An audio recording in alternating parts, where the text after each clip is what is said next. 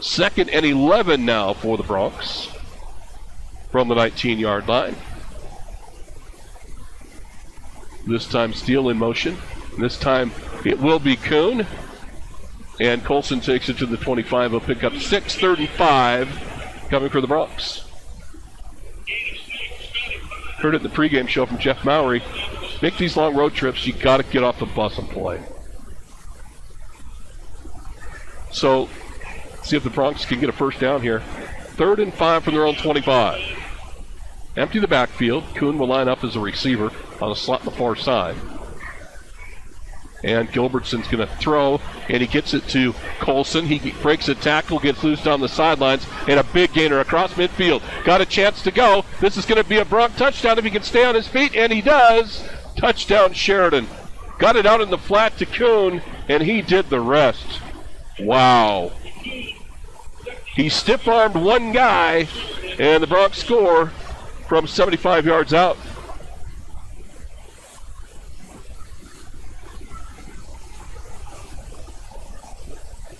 So you start with a busted play, and 2 plays later, you're in the end zone. And now Colson for the extra point.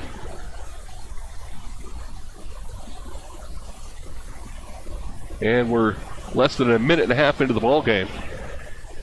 And here's the extra point attempt. It is up, and it is good. So with 10:37 to go in the opening quarter, on the range scoreboard, it's Sheridan 7, Cheyenne South nothing. You're listening to Bronx Football on KWYO 106.9 FM and our live stream at SheridanMedia.com. Law offices of Chapman, Valdez, and Lansing has offices in Sheridan and Casper ready to protect the freedoms and rights of the citizens of Wyoming. Michael Lansing, McCall Soto, and Wade McCool provide competent local legal counsel focused on small businesses, real estate transactions, guardianships, employee protections, and personal injury. Michael, McCall, and Wade will aggressively, timely, and ethically protect your rights 24/7. Proud to support all local youth activities.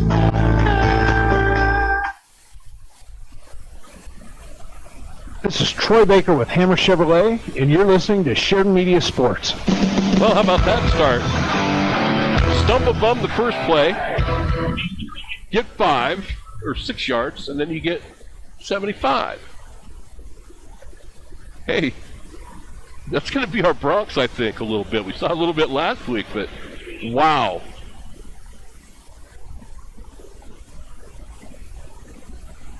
And we get ready to boot it away here. And it's going to be Ty Gilbertson kicking. They'll give Kuhn a break after that 75-yard run. So Ty Gilbertson will boot it away. Trujillo's back deep. The twin brothers get a lot of playing time for this South outfit. Short end over and kick. This is going to hit the ground. It's loose. Going to be picked up, and then the runner will be swarmed under. Short. And I think, that's one of those kicks like that. It's not really a true pooch kick, but you kick it high into a spot where nobody's standing. And they almost they did get the ball on the ground. Switch up to quarterback this week, at the quarterback spot this week for Cheyenne South. They will have Isaiah Hernandez in there. Jalen Trujillo took snaps last week. They're going to put him in the backfield. His twin brother is Santana Trujillo. So Jalen and Santana, twin brothers. One's a wide receiver. Other will start off as a running back tonight. So South, 4 guys in the backfield. Hernandez will take the snap, flip it up to Trujillo, tries to cut back and goes nowhere. Maybe even lost a little bit.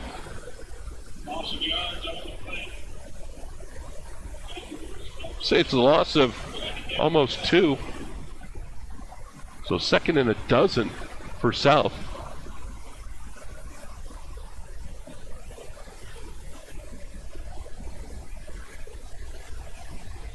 Again, good weather.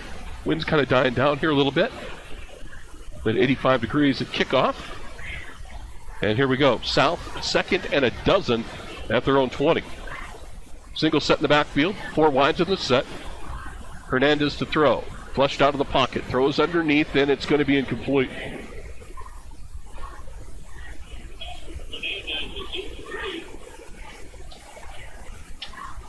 His intended target was Robert Pountney, but it was thrown well short.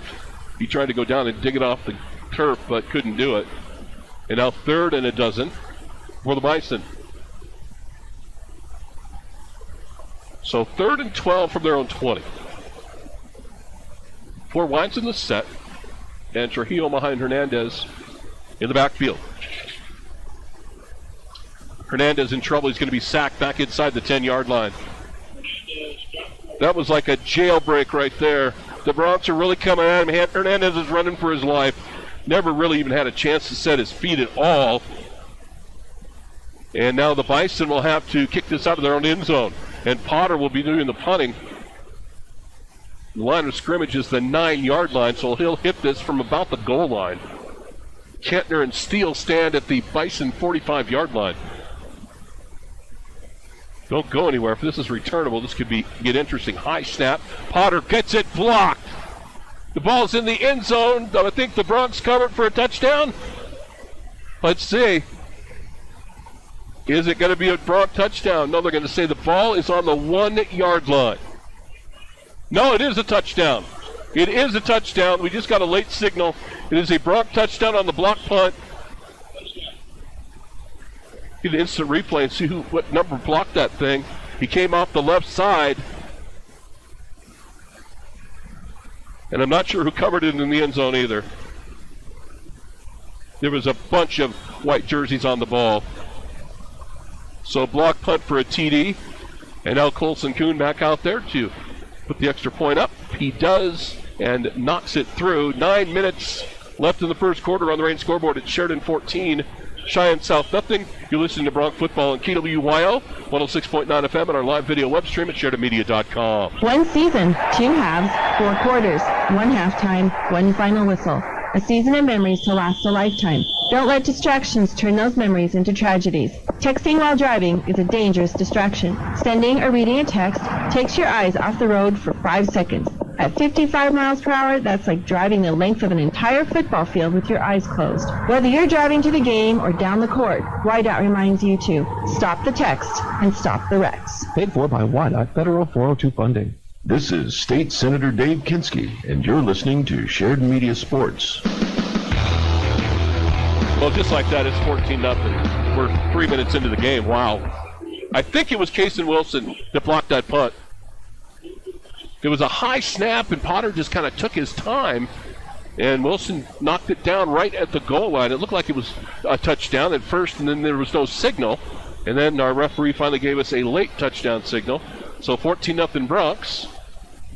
And Gilbertson will kick again. This is a boomer, and this one will go out of the back of the end zone.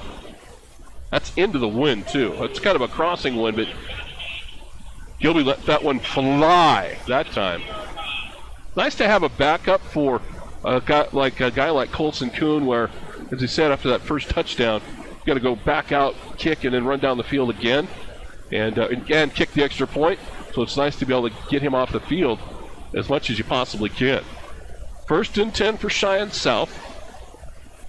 At their own 20, 14-0 Broncs. A 75-yard touchdown catch and run from Gilbertson to Kuhn, and then the block punt for a touchdown. Quick toss this time, Trujillo, and he will be upended.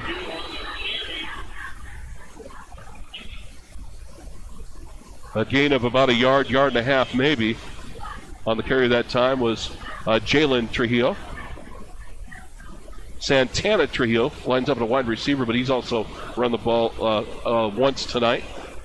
So they kind of use them all over the place.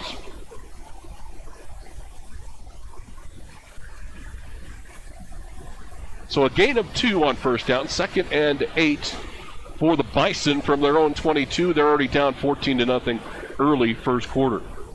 Hernandez rolls out to his right to throw. Hernandez is in trouble. Ducks under 1, and then they'll finally catch up to him and drop him. He's actually going to get a couple of yards. The Broncs had him hemmed in. He was able to duck under 1 tackler, get away, and then was dropped.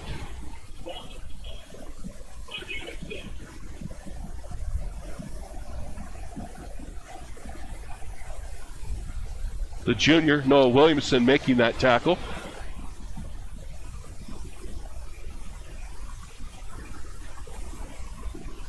third, and we'll call it 6 for the Bison at their own 24.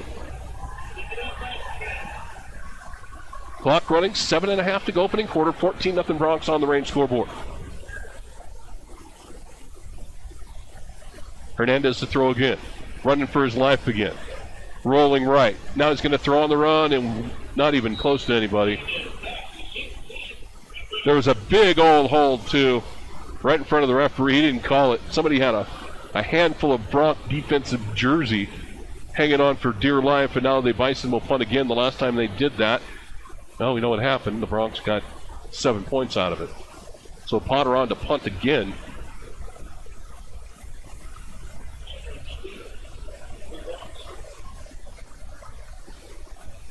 So Potter to boot. Steele and Kettner will stand at the Bronx 37-yard line. And this time it is kicked away. It's a low-line drive over Kettner's head. Oh, it's going to track this bad boy down all the way back inside the 10. Now he kicks it. Now he's at the 5, picks it up, and will be dropped and piled up around the 10-yard line. That was a heck of a punt. It was a low-line drive. And again, that was a perfect spiral punt. It looked like a pass. It was just sailing, and Kettner and Steele had no chance. And boy, when that ball starts bouncing around like that, it's got to be one of the toughest things to pick up, knowing that those dudes are coming after you. 1st and 10 Bronx at their own 17-yard line, so at least Matthew Kettner got it out of there. He was initially hit at the 5-yard line. So 1st and 10 Bronx from their own 17. 4 wides in the set, 3 to the far side. And Kuhn will step to Gilbertson's right.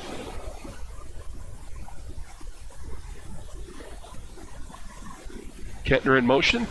Screen pass out there. It's going to be caught. And looking for blockers and get away. Tackle is broken. And we're loose again. Down the sidelines. Berrettini going to be submarined and taken down near the 45-yard line of Cheyenne South.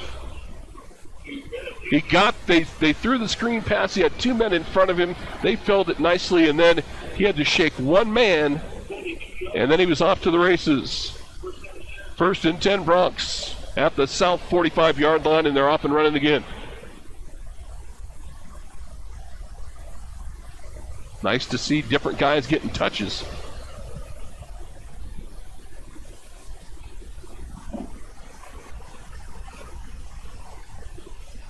And 1st and 10, here we go. This time Steele will come in motion. They'll flip it out to him in the flat. Cuts, makes a man miss. 45, 35, still on his feet. 30, 25, down the sidelines. Breaking tackles, and it's going to be knocked out of bounds. And to say he has stepped out right around the 17-yard line. And another 1st down for the Bronx. And the short passing game doing a lot of damage here. 3 big plays on the short passing game for the Bronx. And now they're knocking on the door. 1st and 10. And now we're going to have a stoppage timeout by Cheyenne South. We'll get a timeout as well. You're listening to Bronx Football on KWYO, 106.9 FM, and our live web stream at SheridanMedia.com. When it comes to printed, embroidered, or promotional product needs, there's only one choice in and around Sheridan County. That's Kilpatrick Creations on Brundage Street in Sheridan. Our knowledge and experience puts us ahead of all others. Our expertise guarantees you a quality and affordable product each and every time. Our pricing is fair and consistent, our garment selection is extensive, and our quality is unmatched. So for your next screen printed, embroidered, or promotional product order, go straight to the experts at Kilpatrick Creations. Remember, we're here to make you look good. Loans can help people when they need money. Sheridan Community Federal Credit Union makes loans. So does that mean Sheridan Community Federal Credit Union helps people? You bet it does. That's what it's all about. When you're a credit union member, that means you're also an owner. And practically anyone in the Sheridan area can be a member by becoming a customer. At Sheridan Community Federal Credit Union, located at 141 South Gould, member NCUA, equal housing lender. This is Dr. Michelle Meehan, and you're listening to Sheridan Media Sports. 1st and 10 Bronx from the south 17-yard line. And now we've got a stoppage Not sure what the stoppage was. I don't know if it was an equipment thing or what it was. Actually, somebody jumped. So that'll cost the Bison 5. So they'll move the ball to the 12-yard line now. So 1st and 5 from the Bison 12. Berrettini, Steele, and Kentner lined up together on the far side of the field. Wilson by himself to the near side.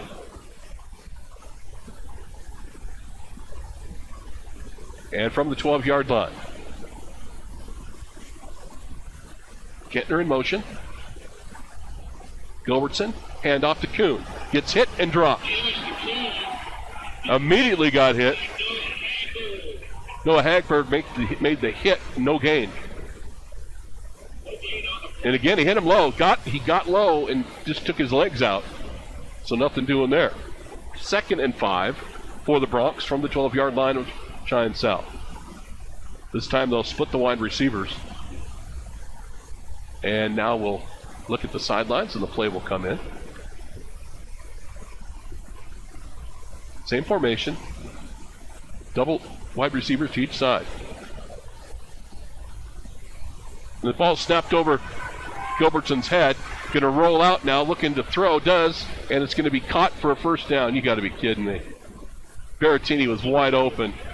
That was a bad snap. That was way over the head of Gilbertson, and it looks like it's going to be 30 yard.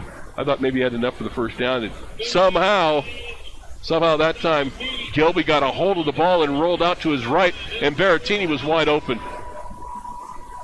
3rd and a yard for the Broncs at the 8-yard line of Cheyenne South.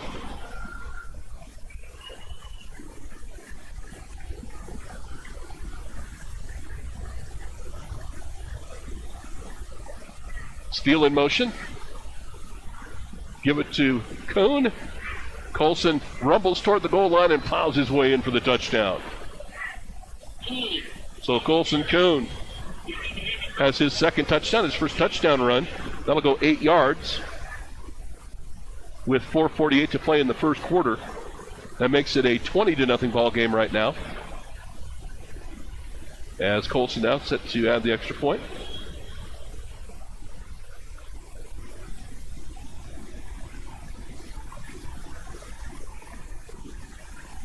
And here is the extra point try. It is up and good.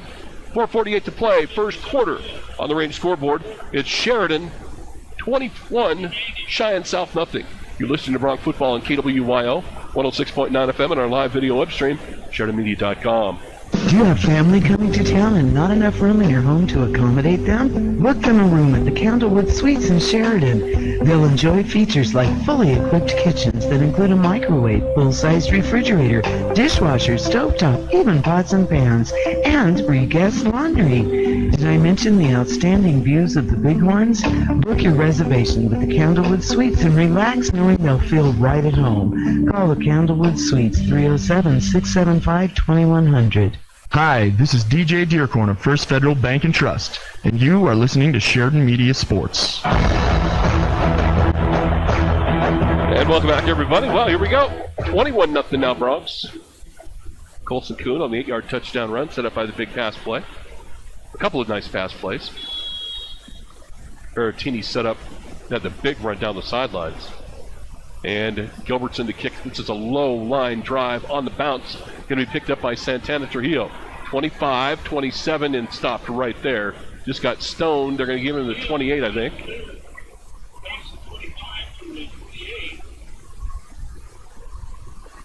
So they're going to give him the 28-yard line.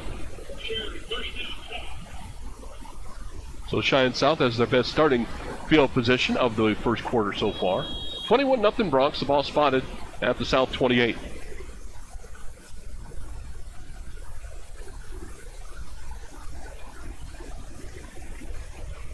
Hernandez back in there at quarterback spot.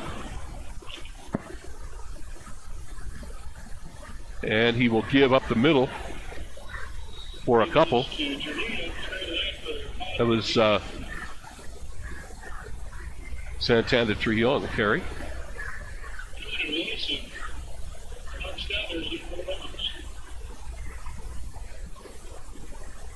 Gain of 2. 2nd and 8 now for the Bison. Nose of the ball just across their own 30-yard line.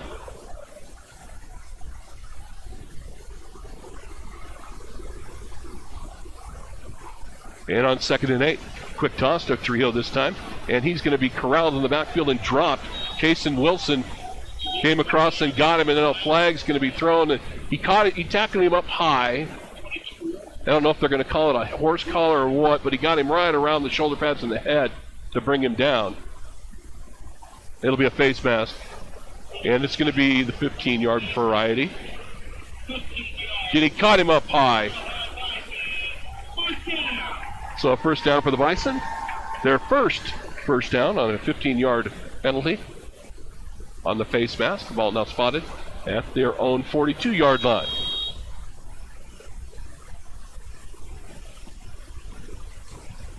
Well, the Bronx have had the ball on the ground a couple of times tonight. They got to quit doing that. Now, 1st and 10 for the Bison at their own 42. Under 4 to go now on the range scoreboard here in the first quarter. 21-0 Bronx. Hernandez to throw. Hernandez in trouble. And he will go down as he is going to be sacked.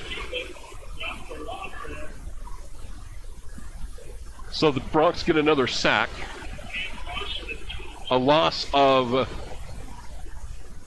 2 on the play. Chance Larson, the first one to get him.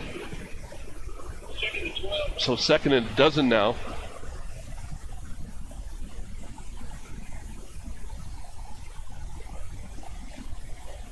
So from the 40-yard line, 2nd and 12 for the Bison.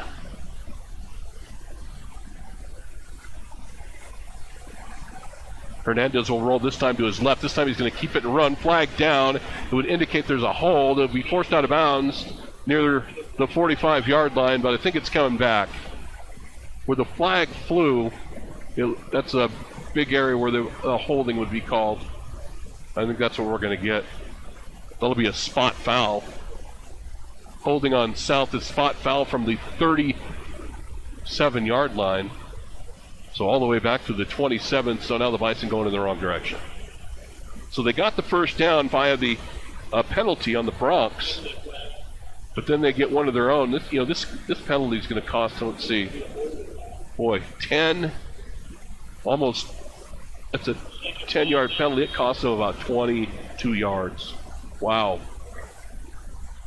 That's exactly what it cost them. So 2nd and a mile now for Cheyenne South back inside their own 30-yard line. This time it's going to be Trujillo taking the snap. Throws, going to be caught across the 35 to about the 37. They'll bring up 3rd down. So 3rd down, and let's call it 13 for the Bison. So they pick up a little bit there. So 3rd and 13 coming up for South.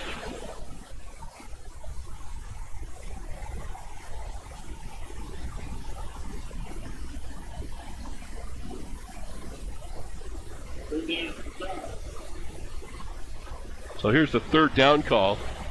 The ball spotted at the South 39-yard line. 4 winds in the set. Bronx bring the heat. Hernandez, oh boy, they got him big time. And the ball came out. It was picked up by whistle blew, though. The whistle blew. Trujillo picked the ball up, but the runner was called down. The whistle blew. The ball then came out. Trujillo picked it up to run, but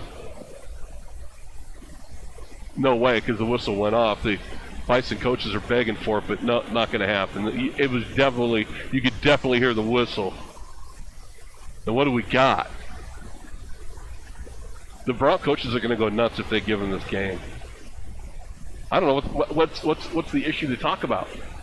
The whistle went off. The man was sacked. His progress was even given up. But Colson Kuhn from the linebacker spot was coming hard off the edge, and everybody else came too. I just don't know what the discussion is. They're talking with the South players.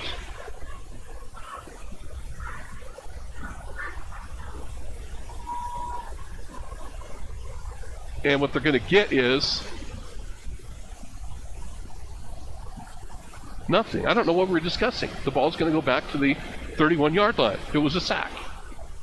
I'm not sure what the discussion was.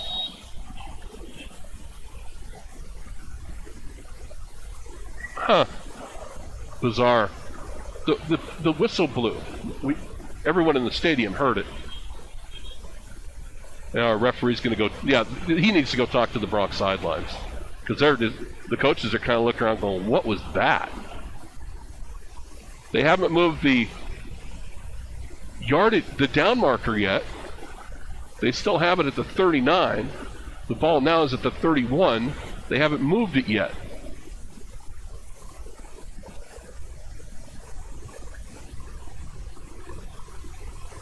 Ah, well, this is just...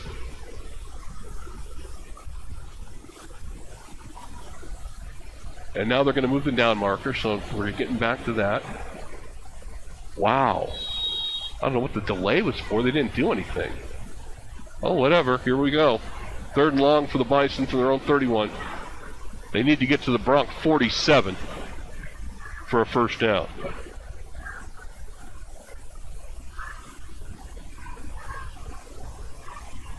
Hootney will get the handoff in the backfield, and he's going to lose a ton of yardage, and then a flag comes in late, and it's going to probably be against the Bronx. He got slung down pretty hard. I don't know what the call is going to be, but a big loss all the way back to the 20-yard line. Personal foul, Bronx face mask again. So that's a first down. Jeez. That's 2 in the first quarter already. That was a loss of 11.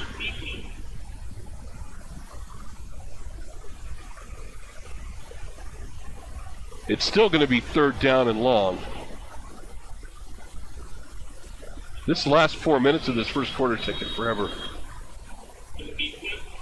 3rd and 16 now for South. Well, they might as well just run a play and have the Bronx go pile them up again, because every time they've snapped it, it's the defense has hammered them. But again, 2 personal fouls on face masks. Just can't. That has to be eliminated. Had the ball on the ground twice tonight, too. Bronx lead 21-0. Under a minute to go. Clock running first quarter. Offensively, the Bronx dominating. Hernandez to throw. Going to unload it underneath, and it's going to be tipped, and almost picked off at the end. 2 receivers from the Bison had a shot at it. One of the Bronx had a shot at it, too. Couldn't come up with it. Just started ricocheting around, and the Bison now will punt with a half minute left in the first quarter. Clock stopped on the incomplete pass, and Potter got a punt block for a touchdown, then kicked a 71-yarder. But the Bronx were able to correct that and go down and score. That was a heck of a punt, though. There was nothing Kentner and Steele could do about it. It was just, he just bombed it. High snap again. Potter almost got that one blocked, but gets it away. It's short. And the Bronx will just let it go, and they'll have the ball at their own 36-yard line. Potter almost had that one blocked. Again, the snap was high, and there were 2 Bronx right in his face. And I'm sure he was like, when he goes to bed tonight, he'll dream of that. Man. He's talking to the coaches on the sideline right now, thinking, guys, you got to keep him off me. So here come the Bronx with 24 seconds to play in the first quarter. 1st and 10 on their own 36. They already lead it 21-0 on the range scoreboard. Touchdown pass, a block punt for a touchdown, and a run by Colson Kuhn. The scores for the Bronx here in the first quarter. And Gilby's ready to go again.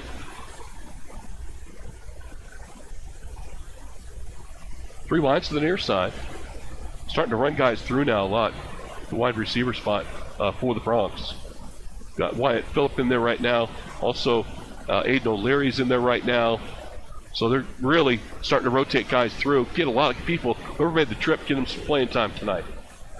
1st and 10 from the 36. Give it to Kuhn. Running to his right. We'll pick up about 7 or 8. And that might do it for the first quarter. A gain of 7, should we call it? On first down, out to the 43-yard line. And the first quarter has come to an end after 1 on the range scoreboard. It's Sheridan 21, Cheyenne South, nothing. You're listening to Bronx Football on KWYO 106.9 FM and our live video web stream at SheridanMedia.com. You know what they say, if you're not first, you're last. For all your plumbing demands, choose A-Plus Plumbers and Appliance Repair. Commercial, residential, new construction, remodel jobs, and all repairs in between. A-Plus Plumbers and Appliance Repair, because they are number one in the number two business. Call 672-9454. That's 672-9454. This is Troy Baker with Hammer Chevrolet, and you're listening to Sheridan Media Sports.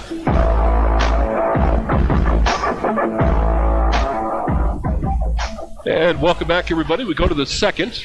The Sheridan Bronx will have the ball as we open up the second quarter. Again, the Bronx scoring right away. Gilbertson hit Kuhn on a 75-yard catch and run for a touchdown with 10:37 to go. Then Kason Wilson, I believe, blocked the punt. We're going to find out for sure. Try to find out at halftime. Blocked a punt for a touchdown. Not sure who covered it. We'll try to find out who that was, too. There's a whole bunch of Bronx on the ball. And then Kuhn got an 8-yard touchdown run. That's where we stand right now. 2nd and 3 for the Bronx. The ball spotted at their own 43.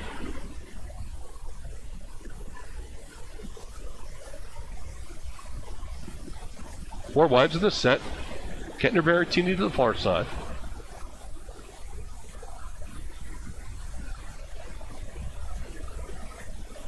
And Gilby will get the snap. Going to throw to the outside. Caught by Berrettini, hit immediately, and then he dropped it. Ball knocked out. Would have been enough for a first down, but good coverage. And the ball got knocked out anyway. 3rd and 3 now for the Bronx.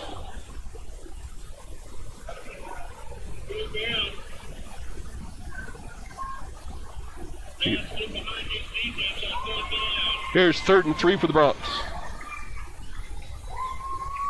Into the near side of the field is Wyatt Phillip and Aiden O'Leary. Berrettini and Dane Steele to the far side.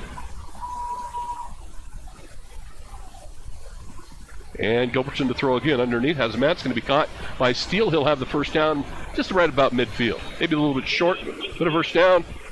Needed 3, they got 7. 1st and 10 Bronx at their own 49-yard line. And again, clock running here in the second quarter, just underway in the second. Bronx lead 21-0.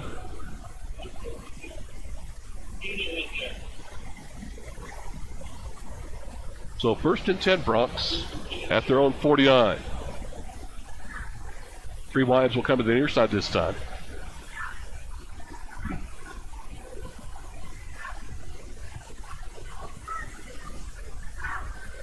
Steele will go in motion. And it's the direct snap to Kuhn. Colson bounces to the outside, first down and more, and he's going to be hit up high and then taken out of bounds. Hit really high, but he'll have a first down inside the 35-yard line of South. And again, he just runs. I don't even think we can really call it the Wildcat. He's in there just playing quarterback. And right now, Kuhn's going to come off. I think it's Taryn Grooms in there right now at the running back spot for the Bronx. On 1st and 10 from the 33-yard line of Cheyenne South. And here's the snap and the give, and there's not a whole lot there. Maybe even a loss on the play.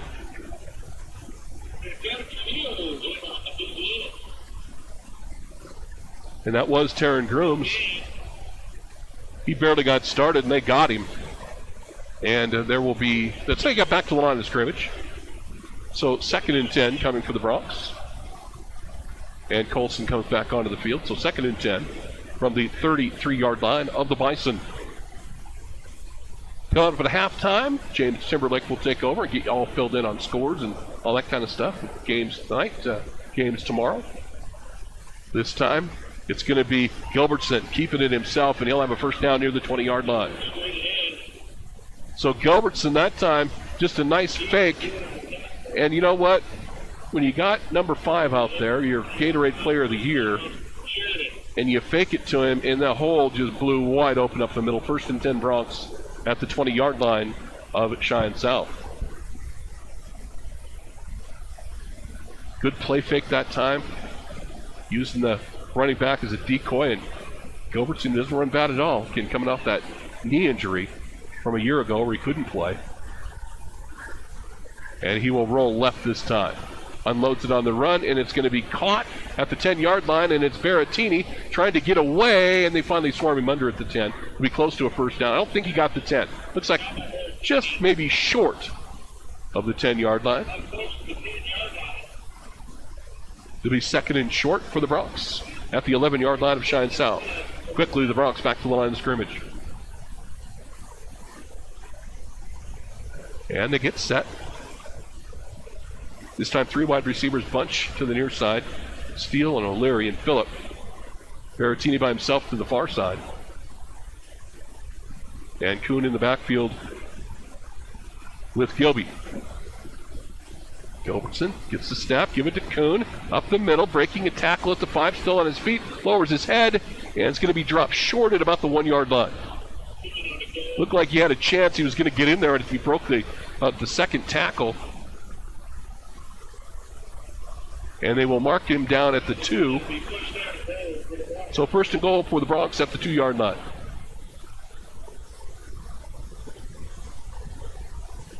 Bronx looking to punch another one in here with 8:51 to go in the first half. Gilbertson going to keep it himself, and he's into the end zone for the score. Standing up. So Gilby scores. That'll bump the Bronx lead up to 27-0 with 8:45.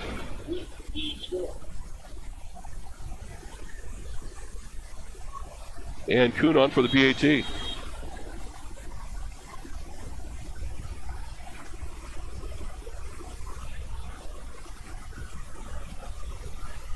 And the kick is up.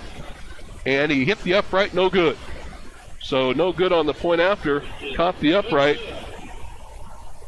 So with 8:45 to go in the half, on the range scoreboard, it's Sheridan 27, the Bison nothing. You listen to Bronx Football on KWYO, 106.9 FM, and also our live web stream at SheridanMedia.com. First Federal Bank and Trust formed in Sheridan in 1935 as a financially stable community bank.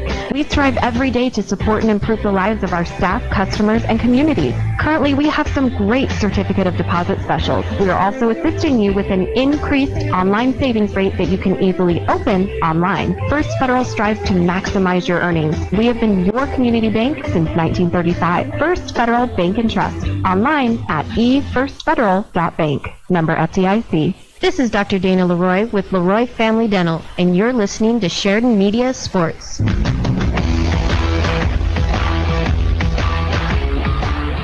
Welcome back, everybody, as the Bronx get another touchdown. This time it was Gilbertson. Kale scoring from 2 yards out. And again, that kind of the same play where he got the first down. Just faked it to Kuhn, kept it, and just went right into the end zone, standing up. 27-0 Bronx.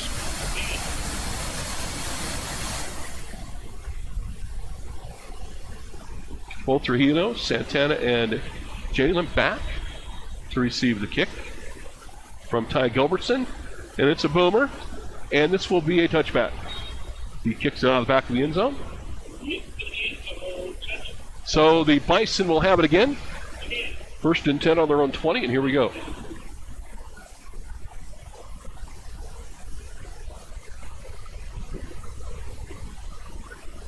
Bronx, a couple of stumbles tonight, but for the most part, looked good. When you're up 27-0 in the first half, some big plays, a defensive touchdown. That's all. Well, hey, defensive touchdown's always a bonus. I mean, special teams touchdowns are bonuses, but you block a punt for a touchdown, defense scores, that's awesome. So Hernandez will bring his guys back to the line of scrimmage.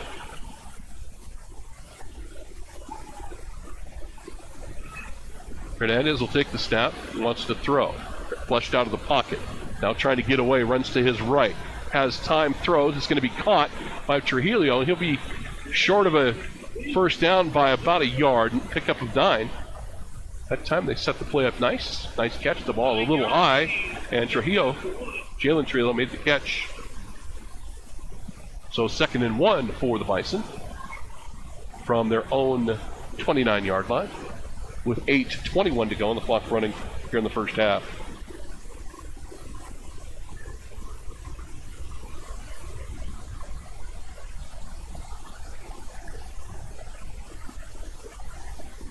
So 2nd and short for the Bison at their own 29. First guy misses, second guy misses. They had two blockers straight ahead, gave it to Trujillo. He had 2 blockers in front of him. They both whipped, and the Bronx just drilled him. 3rd and 1. And they had 2 guys go into that hole first, and they both whiffed on their blocks, and Trujillo really got smacked.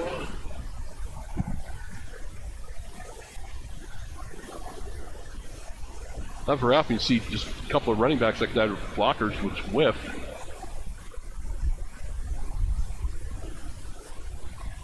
So 3rd and a yard for the Bison at their own 29.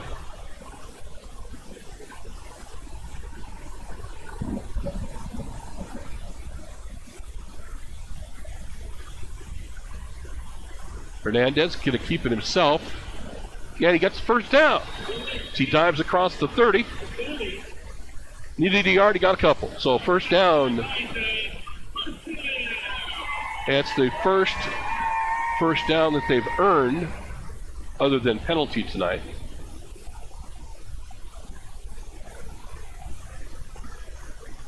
And it'll be 1st and 10 for the Bison out their own 31. 27-0 Bronx.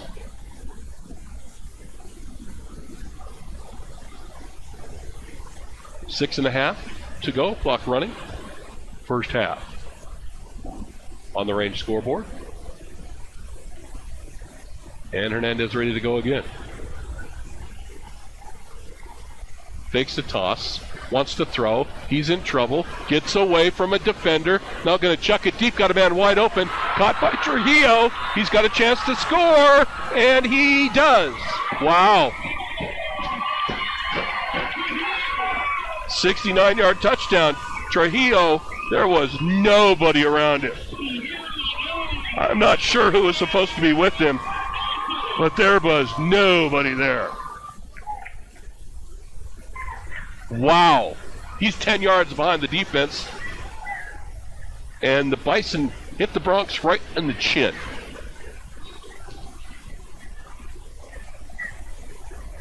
So the Bison are on the board. Potter for the point after.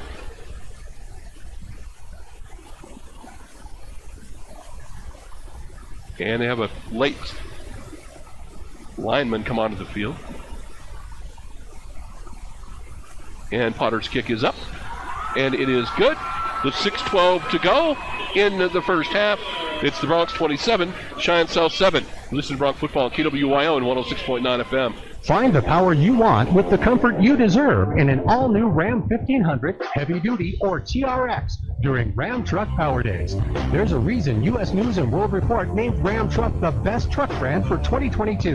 Tow it, haul it, or just enjoy the ride. Ram Truck will take you anywhere you want to go. Visit Sheridan Motors' brand new location at 3270 Ranch Drive to see what's in stock and what's coming soon. Get your power on at Sheridan Motors.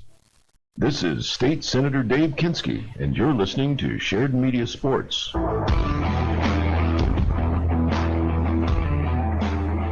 Welcome back, everybody. We're lined up for the kickoff. Wow. Again, Hernandez is rolling to his right, or to his left. And he let that pass go, and I looked up, and it's like, whoa! Somebody got behind the defense. Big time. And the Bison have their first points.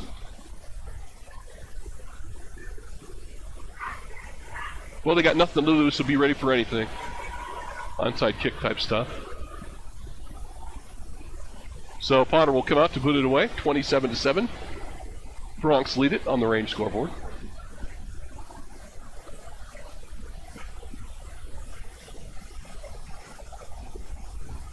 And the Bison come out, got the wrong football. Needed a different ball.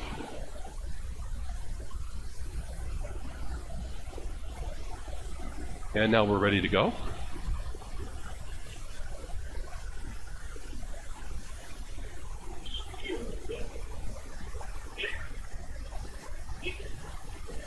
Dane Steele, Matt Kentner stand, 2-yard line.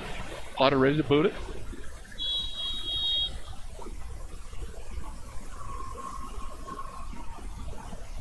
(27-7) Bronx lead on the Range scoreboard. And here is the kick from Potter. And he will boom it away. It hangs up into the wind. It's going to be returnable. And it's going to be Kentner keeping it to the left side. Breaks contain, gets to the sidelines, look out. One guy can get him, and that'll be about it. He cuts back, and he gets tripped up at the 30-yard line of the Bison. Boy, out the gate big time. A flag is down, so it's coming back. It's going to go against the Bronx. So it's coming all the way back. The flag sits at the 15-yard line. So that erases a heck of a kickoff return from Kentner.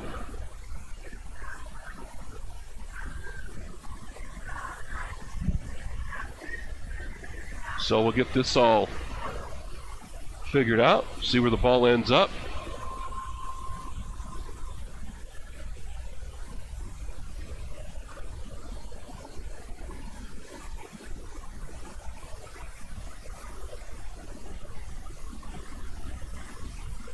So the ball is going to go all the way back to the Bronx 7-yard line. So the Bronx have the ball at their own 7-yard line. Let's see what they can do with it. Empty backfield.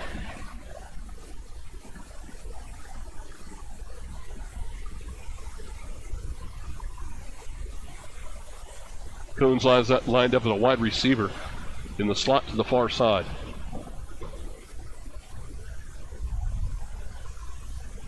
And now Gilby's ready to go. Kentner will go in motion. And the Bronx have to call a timeout. And head coach Jeff Mowry is not happy as he heads out onto the field. Time on the field. We'll come on as well. You're listening to Bronx Football on KWYO and 106.9 FM. It's been said that for every dollar spent at a locally owned business, it returns 3 times as much income into the local economy. Hi, this is Mandolin Meyer from Hospital Pharmacy West. The money you spend with a locally owned business stays in our community longer. It's just another way to recycle and help our community. When you shop local, we all win. Thank you from all of us at Hospital Pharmacy West. Hometown Pharmacy, hometown care at Hospital Pharmacy West. Projects are complex and full of communication hurdles. WWC Engineering is a multidisciplinary engineering firm that's been serving the Rocky Mountain region since 1980. WWC's range of consulting services is broad and employs an exceptional staff that has worked on a multitude of conservation district and water resource projects. This is Dr. Michelle Meehan, and you're listening to Sheridan Media Sports. Gilbertson calls his own number from the 7-yard line. And they're going to give him the 12, so a gain of 5. 2nd and 5 coming. Now the Bronx have had 3 personal foul penalties in the first half. So I think the Bronx have gone all whole seasons where they didn't have 3.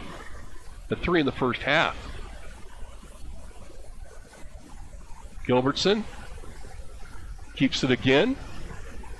And no gain.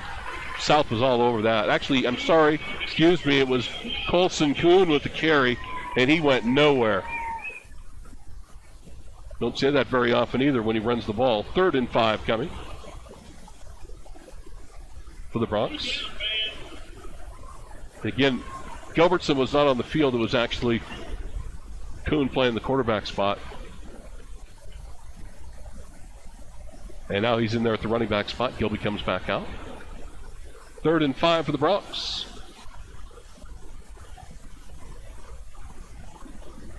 From their own 12. Kuhn gets it running left, cuts back, and is going to be dropped at the 15. And that's going to bring up 4th and about 3.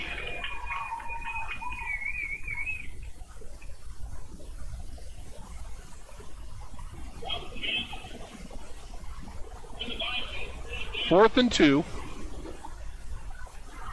The offense staying out there. But again, Colson punts too.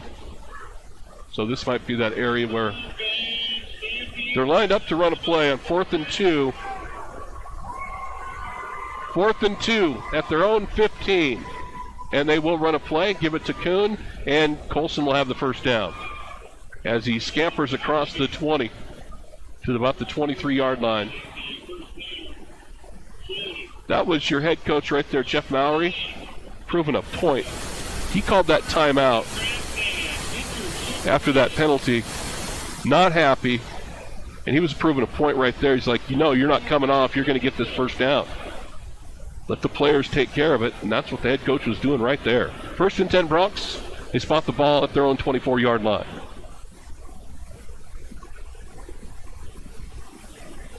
This time it's Kettner around the left side. Gets upended. Gains about 5 to the 30. Maybe got 6. Depends on the spot that he got upended.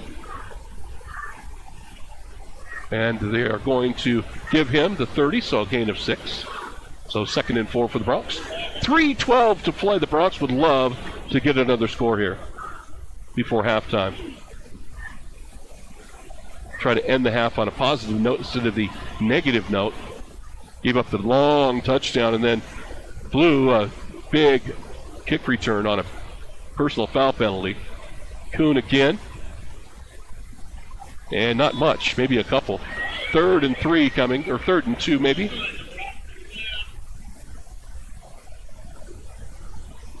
So 3rd and 2 coming for the Bronx. Just outside their own 32-yard line. Well, South kind of making a game of it. It would look like it was blowout city in the opening minutes of this game. And it was. And the Bronx started getting a little sloppy, and South kind of hanging in there. Got a little confidence right now after that touchdown. Kuhn will keep it. Takes a direct snap. Breaks into the clear. And will be out across the 45 to about the 47-yard line. Still tough to stop. Look, you stop him for a 2-yard gain, and then he comes out and picks up, 14 on the next play. 1st and 10 Bronx. At their own 47 is where they spot it. Just under 2 minutes to go in the first half. 27-7 Bronx lead.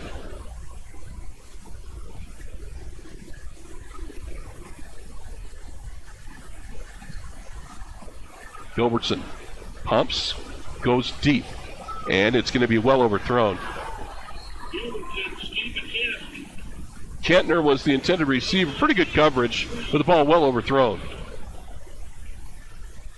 As the Bronx took their shot right there on first down.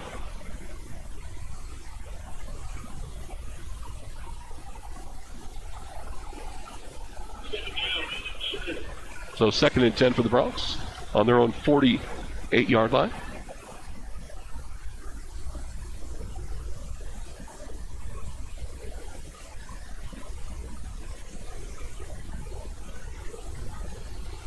Gilbertson, Kuhn in the backfield.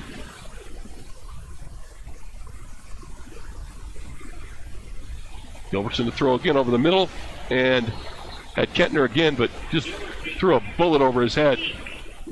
3rd and 10 coming.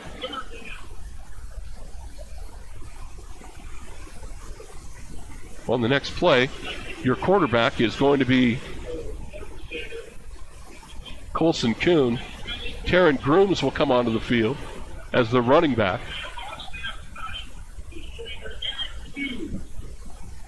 So Grooms will come out and line up in the backfield, the junior. And Colson Kuhn will take the snap. 3rd and 10. Kettner comes in motion. Kuhn to throw. Screen pass Kettner, drop the ball. Picks it up. Now he's going to run with it. And he's going to have a first down and a whole lot more. Inside the 15, 10, 5. And a touchdown for the Bronx. They're going to say that was a backwards pass. Bronx touchdown. 52 yards. It was a screen pass, but it was, I guess, a lateral because they didn't stop it. And it goes 52 yards. Kuhn to Kettner. from our vantage point, it looked like it was a forward pass from where we're at. And I thought for sure the play was going to be dead. And all of a sudden, referee didn't do anything. And off we went to the races, and Kettner scores. And the extra point is up by Kuhn, and it is good. And the Bronx do get that late score. Minute 21 to play in the half. Bronx 34, Cheyenne South 7. You're listening to Bronx Football on KWYO and 106.9 FM. It's been said that for every dollar spent at a locally owned business, it returns 3 times as much income into the local economy. Hi, this is Mandolin Meyer from Hospital Pharmacy West. The money you spend with a locally owned business stays in our community longer. It's just another way to recycle and help our community. When you shop local, we all win. Thank you from all of us at Hospital Pharmacy West. Hometown Pharmacy, hometown care at Hospital Pharmacy West. Hi, this is DJ Dearcorn of First Federal Bank and Trust, and you are listening to Sheridan Media Sports. Well, that was kind of a crazy play. We had a few of those done, haven't we? Block bunt for a touchdown. I thought the play was going to be blown dead because he did drop the ball. It looked like it was a forward pass, but the referee was standing right there, and the ball just bounced right back to Kettner, and he took off. And I think the Bison, some of the players I think may have not realized that the play was still alive. Some did, and Kettner just kind of worked his way down the sidelines, got hit a couple of times, that stayed on his feet and scored from 52. 34-7 Bronx. And Ty Gilbertson, the sophomore, that booted away.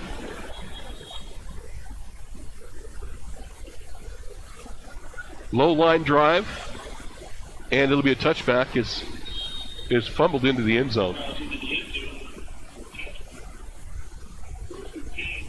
So South will have the ball on their own 20 with a minute 20 to go in the first half. The Bronx leading at 34-7. Been a long first half. Well, we had a couple of delays. We had a lot of penalties. Obviously a lot of scores, so it kind of does slow down a little bit. But 34-7 Bronx, minute 20 to go in the half.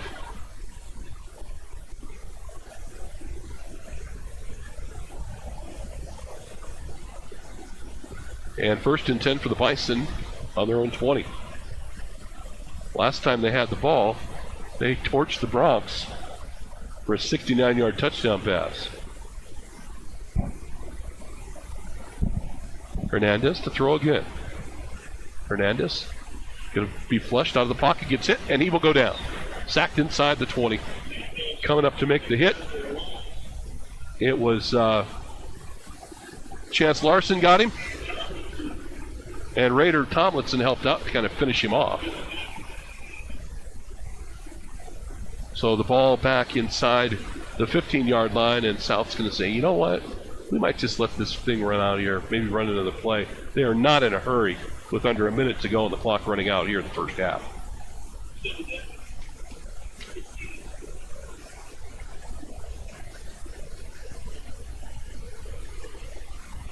So 2nd and 15. Take the snap with about a half minute to go. Hernandez falls down. Pass is incomplete. And I don't know, he turned an ankle. He was backpedaling. And it looked like he slipped. And he comes up limping a little bit. It just looked like one of his... He just slipped as he threw the ball, and it went right into the ground. So now 3rd and 15 for South from their own ball just inside their 15-yard line. Hernandez brings his guys out of the huddle. He's still hobbling.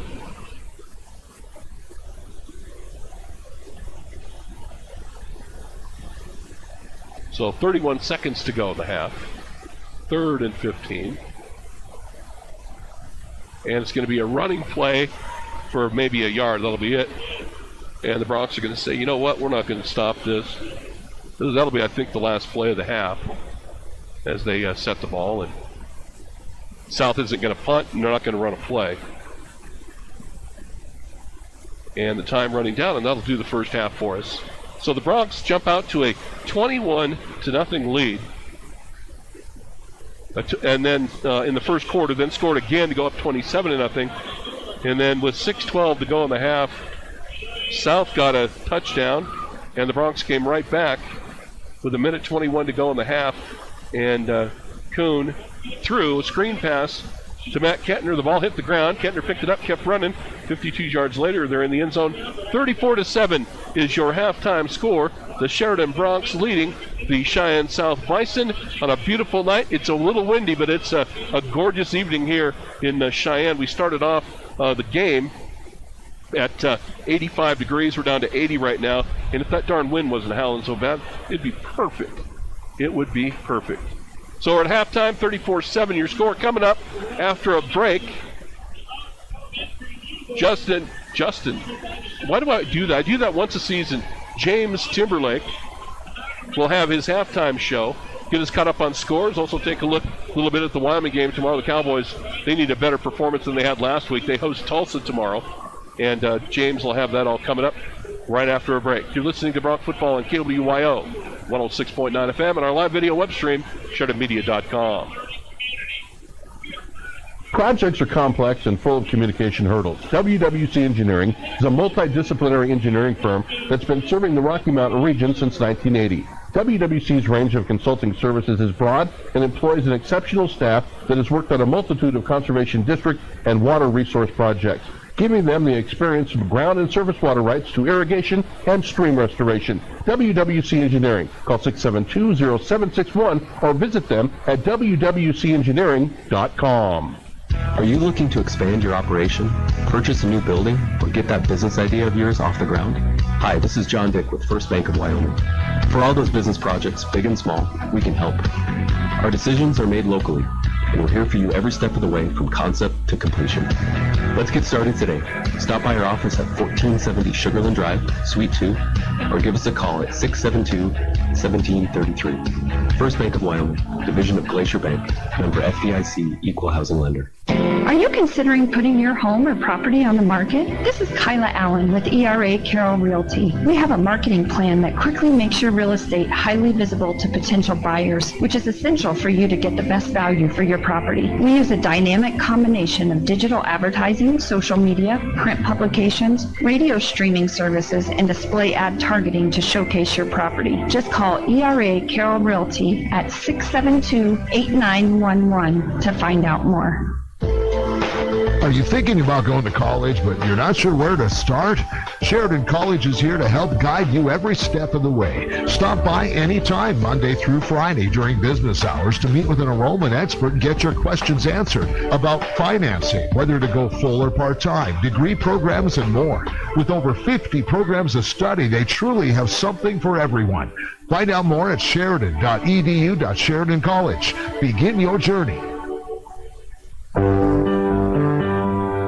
Brand identity is an integral part of your company. It's how the public views your organization and relates to your business. The folks at Alpha Graphics are experts in helping you grow your brand through strategic and consistent marketing plans. Their goal is to help you get noticed and get business. Go to alphagraphicssheridan.com to request a quote today, or stop by their new location at 2266 North Main Street in Sheridan. Touchdown, Bronx! Touchdown, Bronx! Jack, what are you doing? The neighbors can hear you. With all the touchdowns the Bronx are going to make this year, I felt I needed to practice. You know, we both like to give our best when giving a helping hand. That's right. We're always willing to give a helping hand to our clients when it comes to buying or selling their property. We even do a pre-market analysis to anyone that calls. Our clients score a touchdown whenever they work with us at Best Real Estate EXP Realty. Call Kathleen and Jack and get ready to pack at 307-763-1249. It's time for the Homestar Halftime Show. We'll be back with a wrap of the first half right after this word from Homestar, your easiest way home. There's a lot of hype about mortgage interest rates right now, but like sports, we can be working on your preseason mortgage game. This is Autumn Showtime Morris with Homestar. If you want the best rate when you're ready for a home loan, let's make sure everything you need is in place to get that win. I will personally help you every step of the way. Stop by and see us. We are located behind Bison Union Coffee Company at 30 Cornell Plaza. Find us online at homestarfc.com. Homestar, your easiest way home.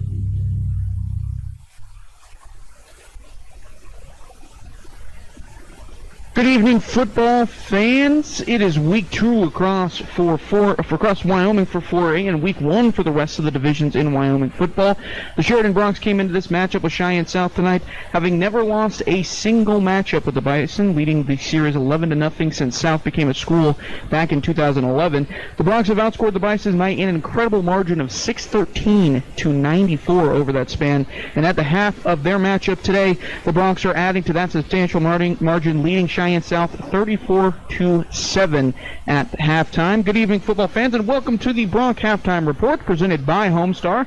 I am your host, James Timberlake. Coming up, we will get a look at what is to come up this weekend around the area in local sports action. We will also recap the Cowboys' disappointing loss to Illinois and preview their matchup with Tulsa coming up later tomorrow. But first, let's take a look at some of the other football scores across the state right now. In 4A right now, number 4 Thunder Basin is leading on the road at number 5 Rock Springs 10-7. That one's also at half. Campbell County is on the road taking on Laramie, and Campbell County is leading that one at 7-6. They're still in the second quarter of that one. Kelly Walsh is on the road at Cheyenne Central right now, just across the street from where the Broncs are playing. Central is leading that one 7-3 over Kelly Walsh, and they're in the second quarter in that one as well. And number 1 Cheyenne East, probably the game of the week. Number 1 Cheyenne East is on the road taking on Natrona County, who is third ranked, and they haven't started yet. Well, they just started at 7 p.m., so we don't have any scores for that one yet. They're just in the first quarter, so it is 0-0 in that one. Locally in some 2A action right now, Level is leading Bighorn. Bighorn's at home. Level's leading 7-0 there in the second quarter. And Tongue River is in Thermopolis tonight. We don't have a score for that one yet, but we will keep you updated as the game goes on for the rest of the day. Coming up this weekend with the rest of the local sports scene in the Sheridan area, the Bronc and Lady Bronc golfers hosted an invite today at Kendrick Golf Course. We will have the scores for you from that one over on SheridanMedia.com once we get them. The Bronc and Lady Bronc cross-country runners were in South Dakota today, running in the Spearfish High School and Middle School cross-country invite. We'll have times and finishes in that one for you over on the website as well. The Lady Bronc swimmers and divers have 2 different competitions this weekend. The girls first traveled to Natrona for a meet against Natrona County earlier today, and tomorrow they will be back on the road taking the short trip over to Buffalo to compete against the Bison, with first events getting underway at 10 a.m. And finally, the Sheridan Lady Bronc and Bighorn Lady Ram volleyball teams are both in Gillette this weekend, competing in the Gillette Invitational Tournament. Both teams started the tournament yesterday. The first-ranked Lady Rams took on Natrona County and pulled off a surprising upset, beating Natrona 2-1. Sheridan started the tournament against Wright, and the Lady Broncs fell in that one 2-0. Both teams play again tonight. The Lady Broncs are taking on Burns, and that began at 6 p.m. And the Lady Rams will take on Glen Rock, which is set to start at 8 p.m. They will both play again tomorrow as well to conclude the tournament.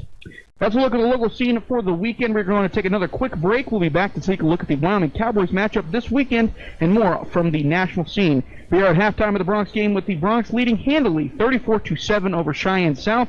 You're listening to Bronc Halftime Report presented by Homestar. Are you looking to ease a financial burden, secure college funding, make home improvements, consolidate debt? Hi, this is Matt with Homestar. These are all things we can help you with. Don't let national news stop you from exploring options to solve your problems and ease your mind. I will personally help you every step of the way.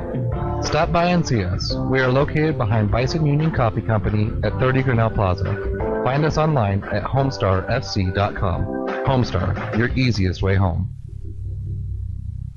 Projects are complex and full of communication hurdles. WWC Engineering is a multidisciplinary engineering firm that's been serving the Rocky Mountain region since 1980. WWC's range of consulting services is broad and employs an exceptional staff that has worked on a multitude of conservation district and water resource projects, giving them the experience from ground and surface water rights to irrigation and stream restoration. WWC Engineering. Call 672-0761 or visit them at wwcengineering.com.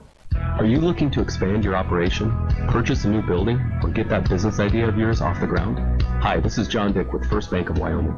For all those business projects, big and small, we can help.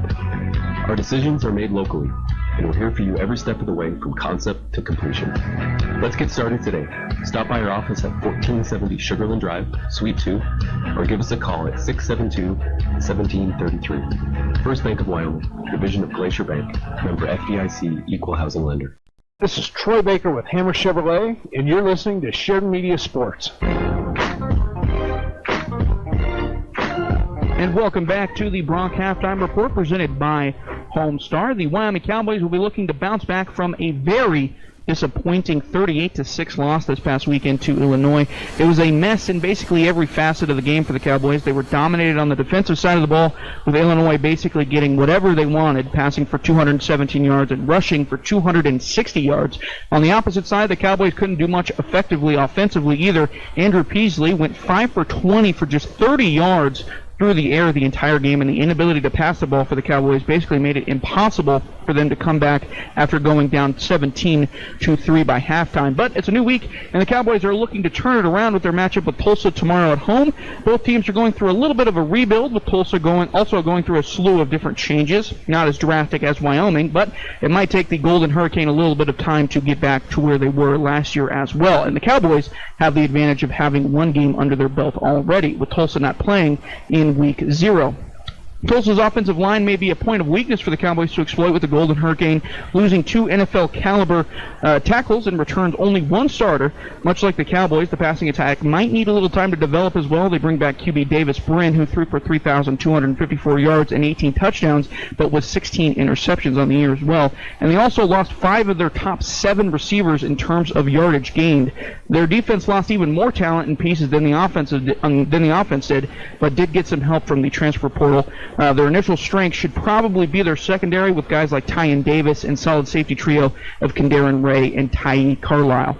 As of this afternoon, the Cowboys will be coming into their second straight matchup as underdogs, with most markets placing Tulsa as 6.5-point favorites. We'll see if the Cowboys can get rid of their memory of last week and pull off the upset victory over Tulsa in Week 1, I guess technically Week 2 for the Cowboys. We will have all the action in that one live for you tomorrow afternoon, with pregame scheduled for noon and kickoff scheduled for 1:30 p.m. over on 1410 AM and 106.9 FM KWYO. It looks like the Bronx and the Bison are ready to get the second half started, so we're going to send it back out to Trevor Jackson at the field. I have been your host, James Timberlake, and you have been listening to the Bronx Halftime Report, presented by Homestar. There's a lot of hype about mortgage interest rates right now, but like sports, we can be working on your preseason mortgage game.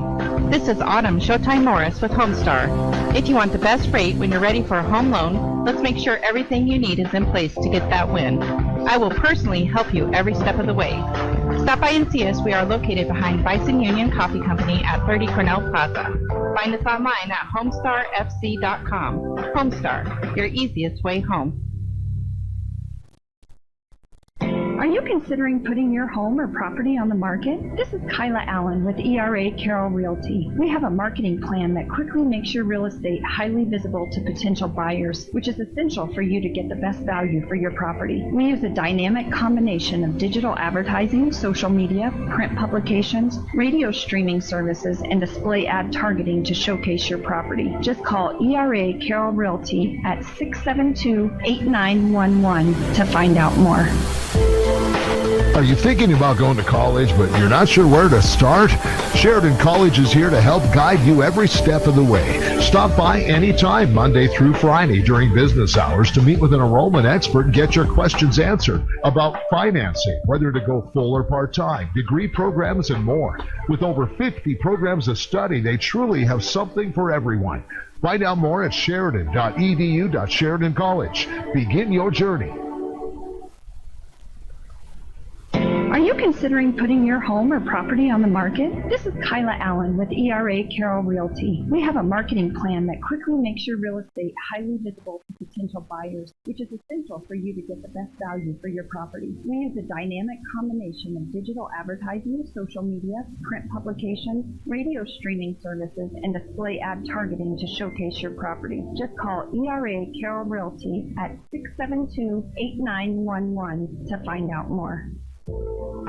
Are you thinking about going to college, but you're not sure where to start? Sheridan College is here to help guide you every step of the way. Stop by anytime, Monday through Friday during business hours, to meet with an enrollment expert and get your questions answered about financing, whether to go full or part-time, degree programs, and more. With over 50 programs of study, they truly have something for everyone. Find out more at sheridan.edu.Sheridan College. Begin your journey.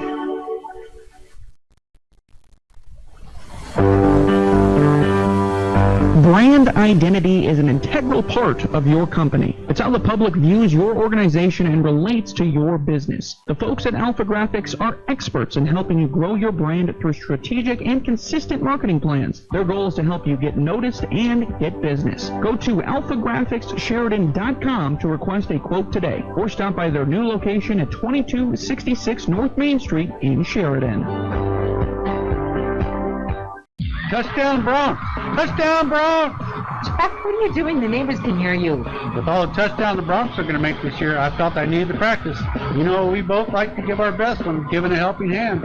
That's right. We're always willing to give a helping hand to our clients when it comes to buying or selling their property. We even do a free market analysis day when they call us. Our clients score a touchdown whenever they work with us at Best Real Estate eXp Realty. Call Kathleen and Jack and get ready to pack at 307-763-1249. Hey there, listeners. I'm every over-enthusiastic radio announcer ever. And if you think that's enthusiastic, then you need to check out Best Real Estate, because we are enthusiastic about selling property. So if you or someone you know is looking to buy or sell, we are your go-to real estate team. Call us at 675-BEST or visit our website at bestwy.net for all of your real estate needs. Bottle Mountain Nutrition has a delicious and nutritious line of products and is now under new ownership, including shakes, smoothies, energy drinks, Manchester Street coffees, protein-packed drinks, and even recovery drinks. Also try their smoothie bowls, protein powder bowls, or their awesome protein-packed waffles. Open weekdays 7 to 6, Saturdays 9 to 4. Look for updates on Facebook and Instagram, and order delivery on DoorDash, or stop by 41 East 1st Street.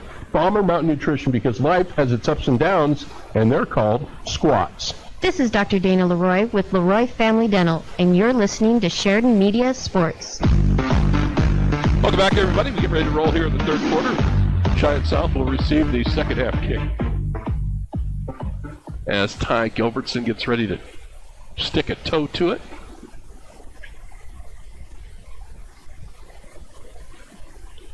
Just waiting for the Bison to come back out. Actually, they put that extra time up on the clock. Now the Bronx kick team is going to huddle up. So the Bronx again scored the first 27 points of the game, and then Cheyenne South hit them with a big pass play of 69 yards. And the Bronx kind of muddled around a little bit. They had a big kickoff return from Matt Kentner get called back on a penalty. The Bronx had 3 personal foul penalties in the first half and fumbled twice. They didn't lose either fumble. And again, still waiting here for the, what we're waiting for. The teams are ready to go. Guess they're just going to let the clock wind down. And now the Bison are going to take the field. Might as well get this bad boy going. And both teams ready to go.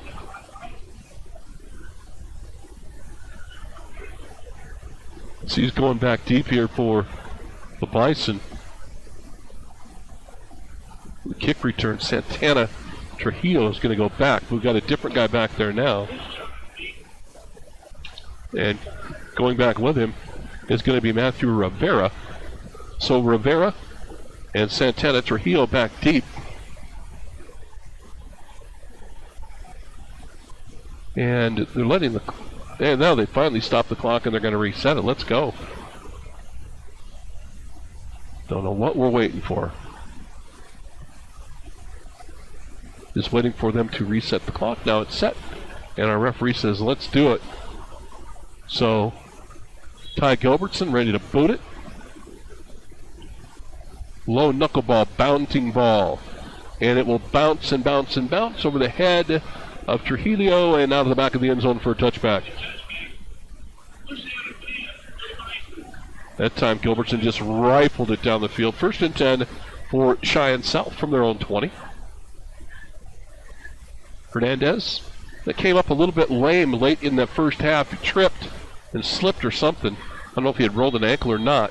He was really trying to stretch it out just before the second half started. He trots out on the field. Looks like he's okay now.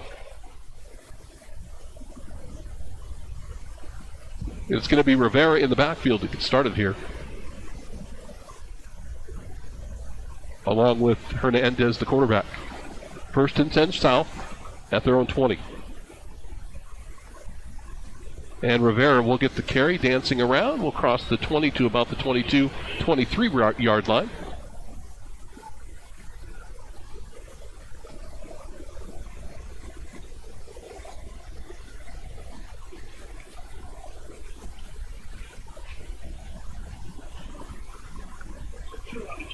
So a gain on the play of 2 to the 22-yard line. 2nd and 8 coming for the Bison.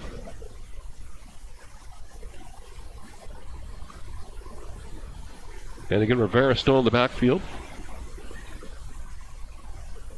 On 2nd and 8. And this time it's going to be the quarterback Hernandez to keep it. And the Brock defense fills nicely and knocks him down.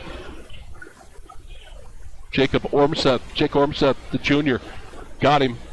Fighting off a blocker and tackling the quarterback at the same time. Nice play. So they lose a yard on the play back to the 21. 3rd and 9 coming now for the Bison.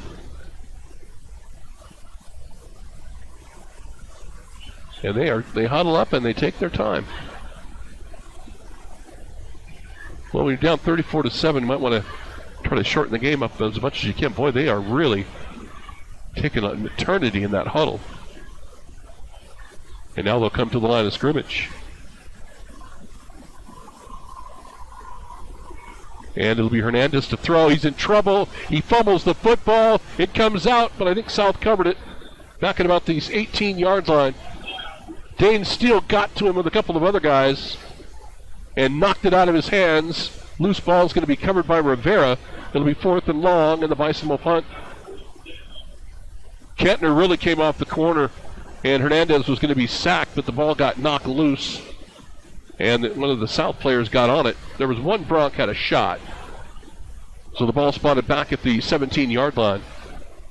And new punter in the ball game right now. I can't get a number, but they don't have Potter out there punting. Good clean snap. The kick away, and it's not a good one. It's short, and on the bounce, it's going to be Steele. He's in immediately at the 40-yard line, though. The Bronx will have tremendous field position. Not a good punt at all. It was a knuckleball. Didn't go anywhere. And Dane took it on a bounce and maybe got a yard return. 1st and 10 Bronx on the South 40.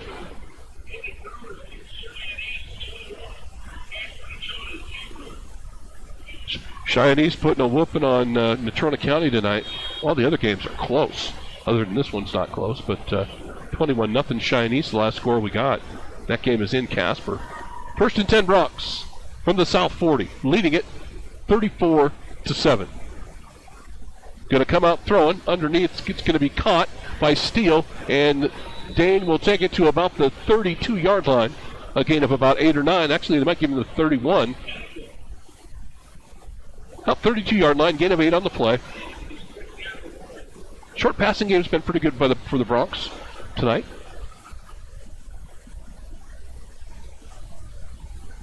Rewinds at the set again for the Bronx to the near side.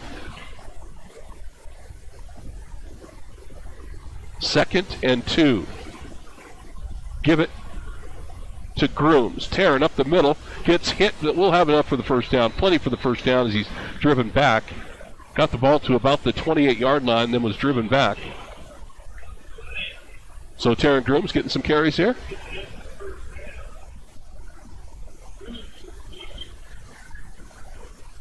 So Taryn's going to get some snaps here. First down for the Bronx at the 27-yard line of Cheyenne South. So Grooms will stay in there. 4 wides in the set for the Bronx.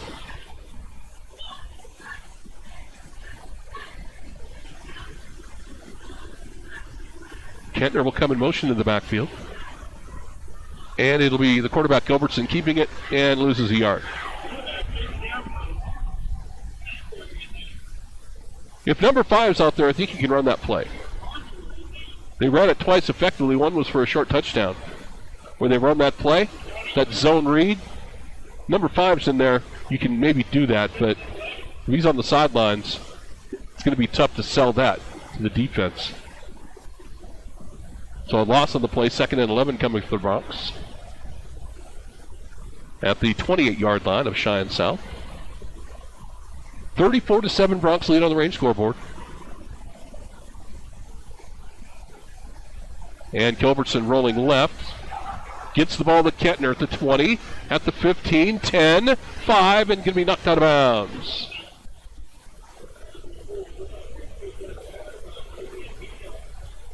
That time Gilbertson just popped it over the head of the defenders. Nice touch on the ball, and then Kettner did the rest. 1st and goal for the Bronx. The nose of the ball just across the 10-yard line. So 1st and goal from the 10 for the Bronx. Groves remains in the backfield with Gilby. Kettner in motion. Give it to him on the jet sweep. Drops the ball, picks it up, and then it gets crunched. And the Bronx will lose about 4 or 5. Kettner never had the ball. Lucky that he fell on it. So it'll be 2nd and goal now from the 15-yard line. So the Bronx lose 5. And now Colson Kuhn will trot onto the field.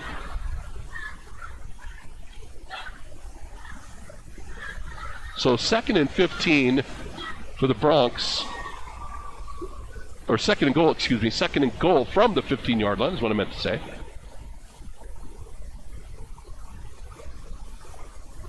And Colson will get the carry. They run the reverse to Dane Steele. There ain't nobody home. Dane gets a block, and he scores easily.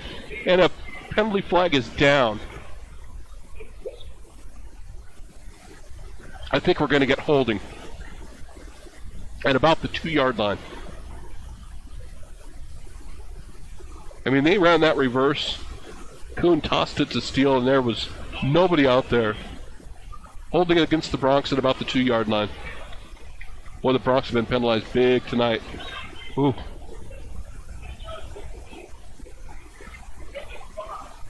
So the ball now will be spotted at the 13-yard line. So second and goal now from the 13. So the Bronx get a touchdown called back on the penalty now. They had a long kickoff return negated by a penalty in the first half as well.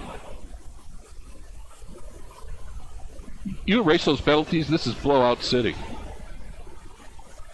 They still have a comfortable lead of 34-7. This time, the end around is going to go to Kettner, and Kettner will take it in and score.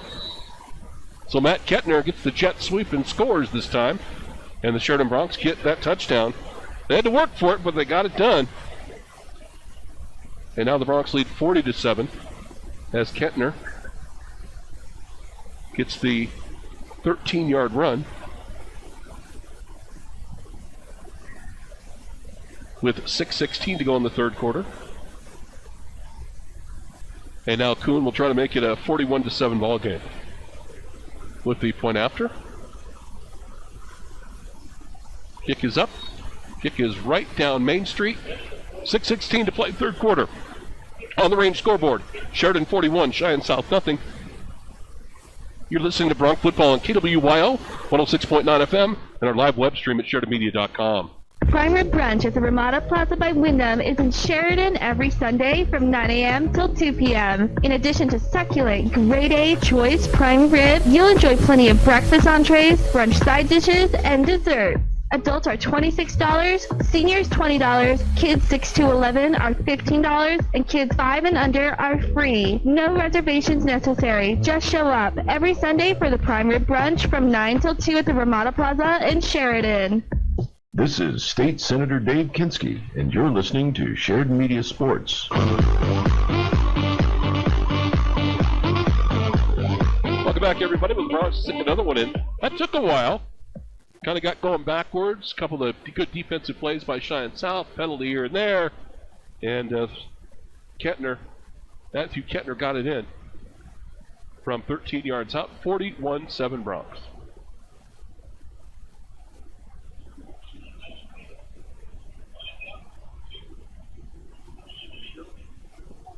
Trujillo back out there now to receive the kick for Cheyenne South, the twin brothers, Jalen and Santana.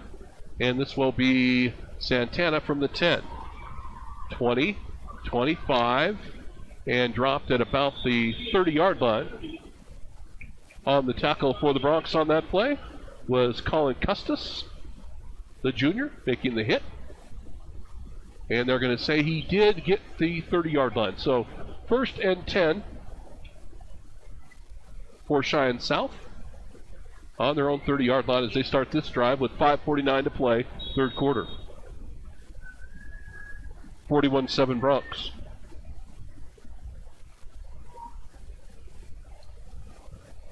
So Hernandez gets his guys set. Trujillo in the backfield again with him. With two wide receivers, kind of using a tight end on this formation. Hernandez to throw. Pumps, now he's going to run.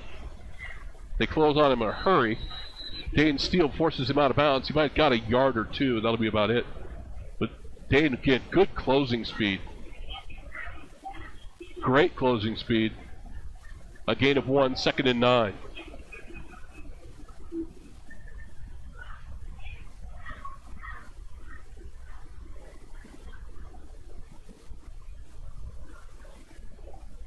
So, 2nd and 9 for the Bison from their own 31. Clock stopped with 5:19 to go in the third quarter.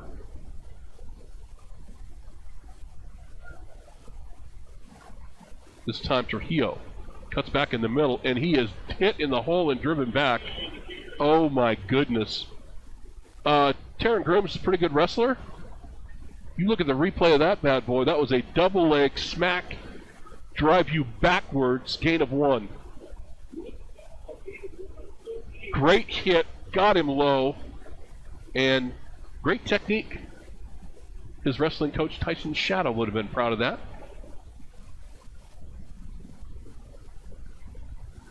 Along with the hit, too, of course. The double leg in wrestling, you're probably not going to hit the guy that hard, probably. So 3rd and 8 for South from their own 32.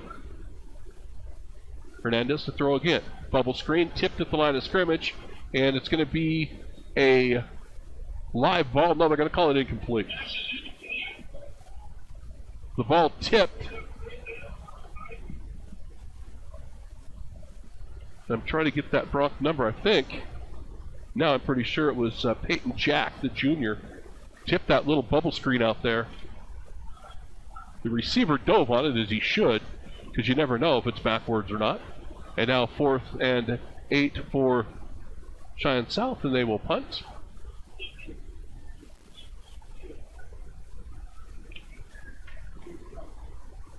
Garcia to punt.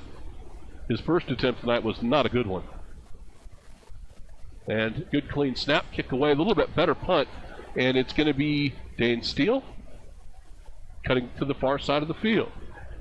40, midfield, 40 on the other side, 40, 35, gets to the sidelines, got some blockers at the 15-10, penalty flag flies at about the 15-yard line as he's taken down inside the 5-yard line. So the penalty is going to negate that. He would have been down at the 5-yard line. Instead, they're going to have to start this drive from their 25-yard line. The flag thrown at the 15. It'll be a block in the back or a hold of some kind. Boy, that's 2 big returns tonight erased by penalties for the Bronx. They've had 1 touchdown called back, even though they did end up scoring on that possession. They called another personal foul on the Bronx. Oh my goodness, that's the 4th personal foul tonight. I don't know what this personal foul happened to be, but you got to be kidding me. The ball's going to come back to the 30-yard line. Ends up being a 25-yard penalty. That's the 4th personal foul. I guess you got to take the official's word for it. The flag sits at the 15-yard line. Here's our call. A personal foul, they don't have a microphone on the referee. They're going to say it's going to be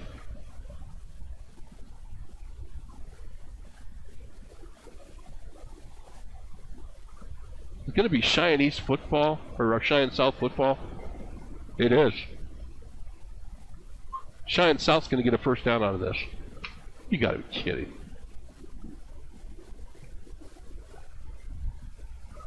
Oh, and officially, I wanted to tell you, I did find out who blocked the punt in the first half. And we want to give the right credit to Wyatt Phillip, the junior, for blocking that punt where the Bronx ended up falling on it in the end zone.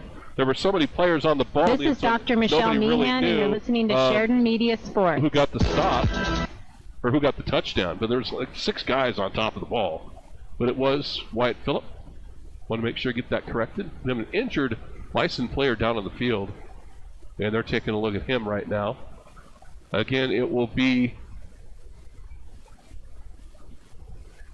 It's going to be Bison football. This is the official point in that direction. It will be. The injured player is up with not coming off under his own power, but he's walking. Looked like they were looking at a knee.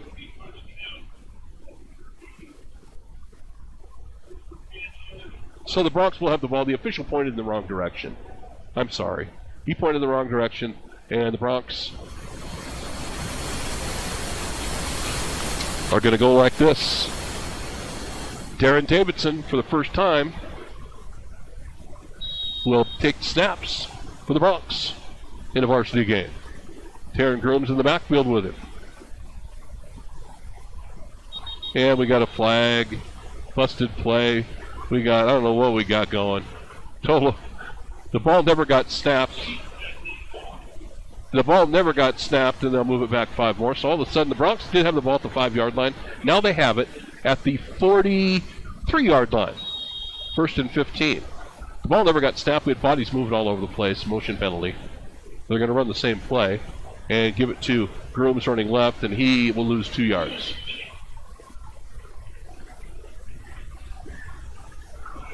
A lot of backups in there right now for the Bronx. Getting some playing time here in the third quarter. The Bronx leading at 41-7. Just under 4 minutes to play again in the third.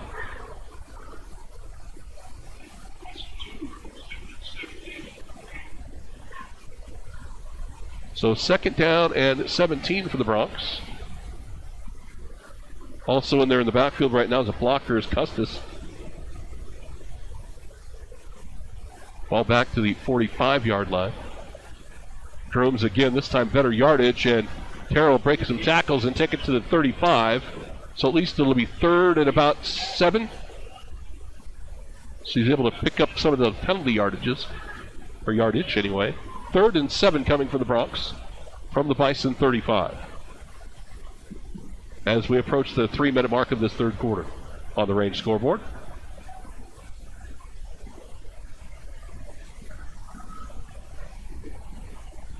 Custis will line up to the running back this time, and Grooms will go into the slot. 3rd and 7. Davidson gets the snap. Flag flies. I think we're going to get motion against the Bronx. The play goes nowhere. Custis got the carry, and I think there was motion. It looked like.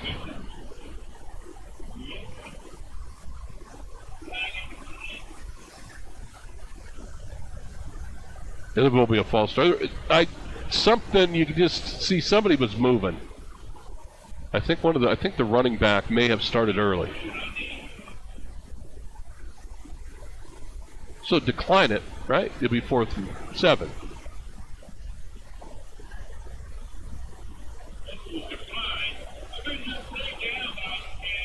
Fourth and 7 for the Bronx. And that offense will stay out there on 4th and 7. Davidson lines up in the gun. Sends a man in motion. And they're going to run the jet sweep that other way, and not going to be close. Maybe got a 2-yard gain. That'll be it. It was Ryan Metcalf on the carry. And that time South did a good job of spreading that one out. First down for the Bison from their own 29-yard line. Well, the clean shirts are out there now. I think you got to live to find another day. You got a 41-7 lead, late third quarter. Is there any reason to have any of those guys out there? Probably not. and let these guys that made the bus trip play. And we'll get some numbers for you as we move along here. Caden Breen is out there right now playing on defense. Berrettini's out there playing defense as well. Whole new linebacking crew. Taryn Grooms is in there.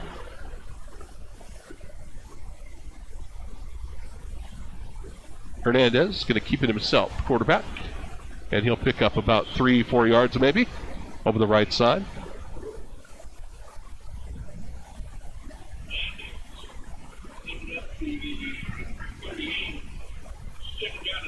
So Custis Grooms, linebackers. The third linebacker out there right now for the Bronx is Ormseth.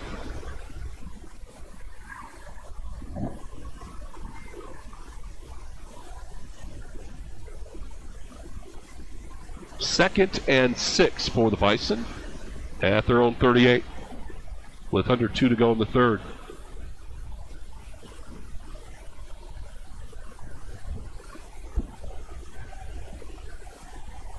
Hernandez rolls out, going to chuck it deep, up for grabs. It's going to be caught. Big gain inside the Bronx 30. There were 4 guys there, 2 Bronx and 2 black shirts. And Putney went up and took it away. He was up for grabs. It was coming down in a crowd of 4 guys. And the Bison coming down with it, 1st and 10 for the Bison now at the Sheridan 23-yard line.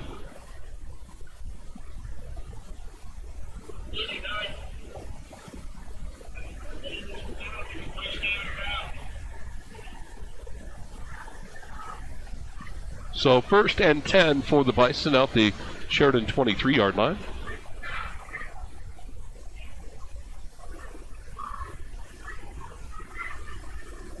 And Hernandez gets the snap. Toss to Trujillo to about the 22, maybe a gain of a yard. That'll be about it. Custis got the tackle.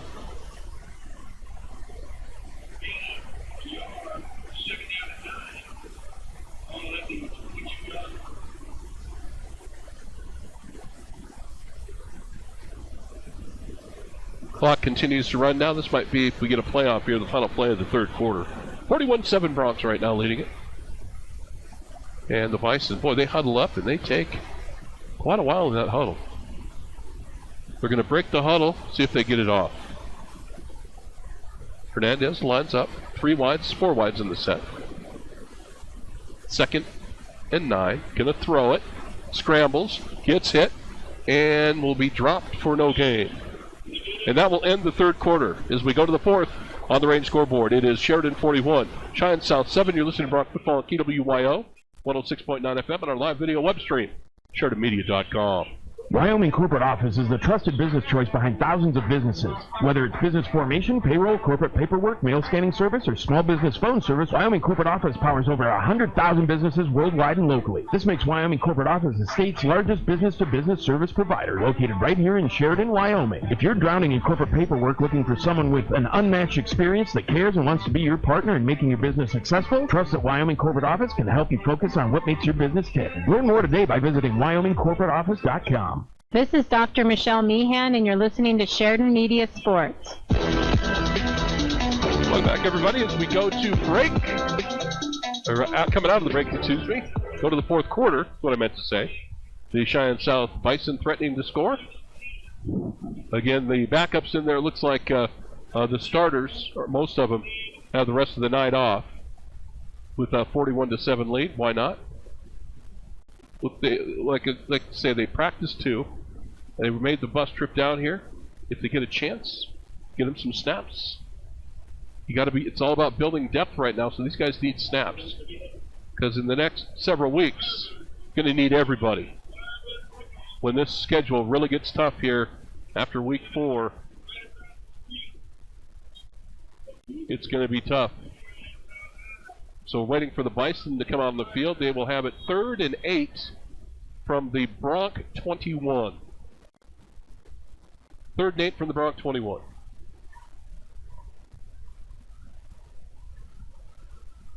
And they are not in a hurry. They just kind of mosey out there. Wow. They are not in a hurry at all. Hernandez ready to go on 3rd and 8. Going to throw it. Wants the screen pass. Gets swallowed up. Now he's going to run. Then he's going to get pounded. Big sack. Wanted to throw a screen pass. The Bronx defense blew that up. So then he had to try to run and got away from one guy, but the second guy did not miss. And it's 4th and 13.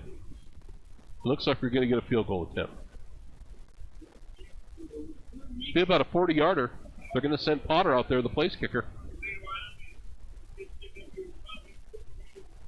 So they're going to send the place kicker out there. Now, if they decide to fake this, Santana Trujillo is the holder. So this will be a 43-yard field goal attempt. Hash mark on the left by Potter. From 43. Nope, not even close. It's about 10 yards short.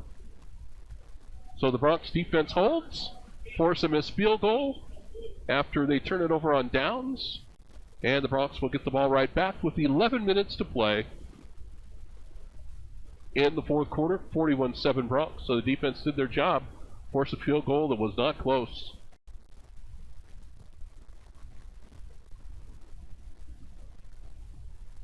And again, Davidson in there right now at the quarterback spot. Custis in there at the running back.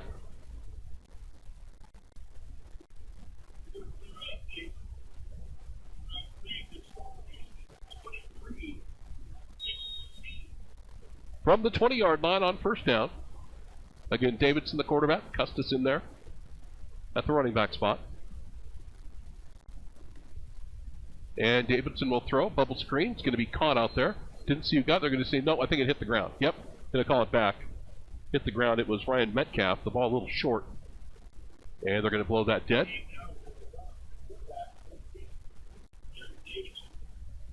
So 2nd and 10 coming for the Bronx from their own 20-yard line.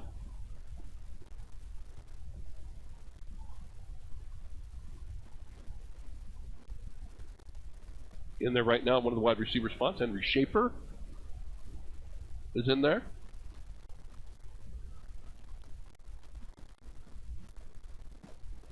And Davidson sets his guys again. Man of motion near side. Going to run the jet sweep. And penalty flag down as the ball is going to come out to about the 30-yard line. On the carry for the Bronx was Carson Chase. But it's coming back. Holding penalties going way back. So 2nd and a long, long, long way here. The flag thrown at about the 17-yard line.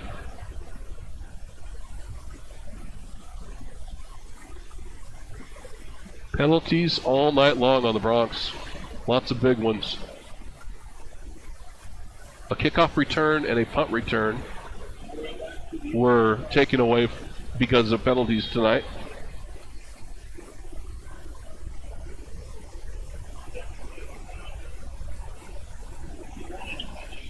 Second and 22 for the Bronx from their own 8-yard line.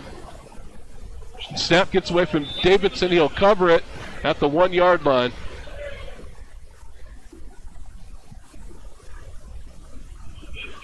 So the ball is marked at the 1-yard line. Now it's 3rd and 3rd and 30. 3rd and 30 from your own 1-yard line.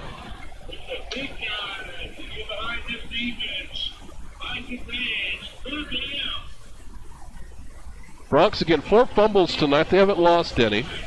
4 personal foul penalties. Ay, ay, ay, ay, ay. And you're still winning 41-7. Did something right. Out of his own end zone, Davidson. Give it to Custis. Pounds his way up the middle to about the 7-yard line, so at least they'll have to punt, but at least they got a little room. So the Bronx will punt for the first time tonight.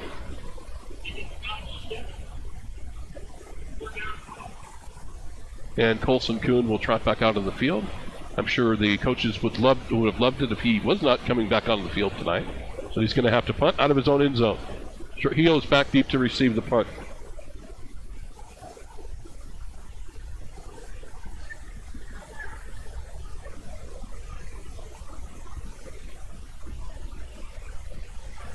So Kuhn.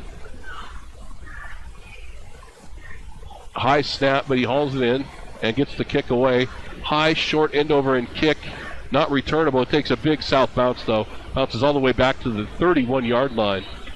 Lose 8 yards on the bounce back. And the Bison are in business. Well, we'll see if the Bronx defense can hold them up again. 9:13 to play, 41-7 Bronx. So the Bronx have fumbled 5 times tonight. Again, not losing any of them, though, but they've had the ball on the ground 5 times. To go along with the penalties, my goodness, there's been a bunch of them. You got Laramie next week, so you can get away with it again, but after that, you start running the gauntlet with the big boys. I think I got to get that straightened up in the next week and a half. 1st and 10 for Cheyenne South at the Bronx 30-yard line. Hernandez to throw. Got a man underneath. It's going to be caught for about a 7-8 yard gain. Pass was caught by Hootney.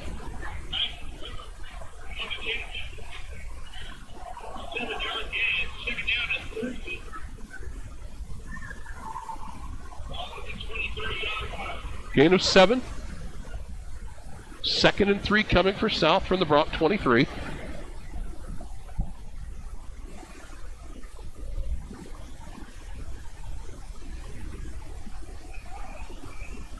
And Hernandez has his guys ready to go again. Hernandez to throw again. Rolling out to his right. Now he's going to run, lower his head, and be taken down at about the 15, I'm going to say about the 16, 17 yard lines where they eventually got him stopped. It'll be a first down for the Bison. Now we got a penalty flag back at the 26 yard line. And it's going to go against South, so forget about the first down and the run by Hernandez.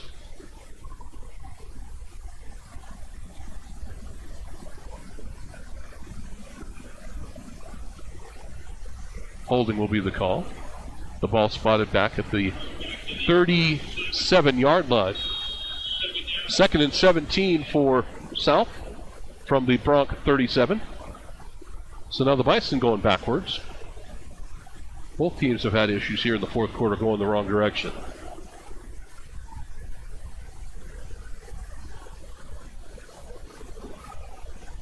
So Hernandez sets his guys again. 8 minutes to play in the ball game. Bronx still leading it 41-7.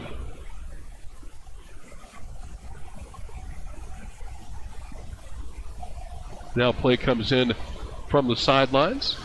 Going to have to hustle to get it off. The countdown has begun. They do get the playoff. And it's going to be Trujillo breaking tackles, getting loose inside the 10-yard line before he's finally driven out of bounds. Jalen Trujillo will get it 1st and goal for the Bison. And they will spot, they're going to say he was out of bounds at the 9, at the 10. Out of bounds at the 10-yard line.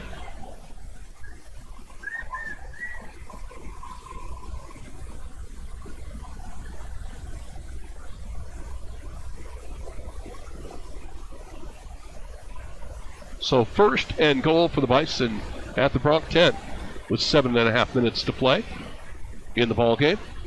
Coming up, we'll have a post-game show with head coach Jeff Mowry. And we'll also have the highlight show to come your way as well, so get ready for that.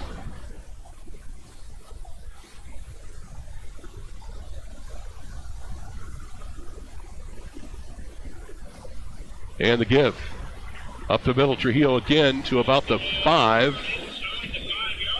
I think they're going to give him the 4, it looks like. So 2nd and goal at the 4-yard line now for the Bison.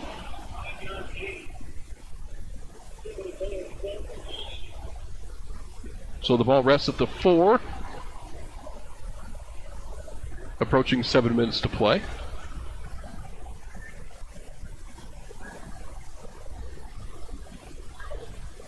Boy, they huddle up and they take forever. Boy, they're not in a hurry. even early in the game when they were behind early. They don't really show that urgency. They just meticulously kind of go about what they do. 2nd and goal from the 4. Hernandez, first guy through, is going to lose about 3 or 4 yards.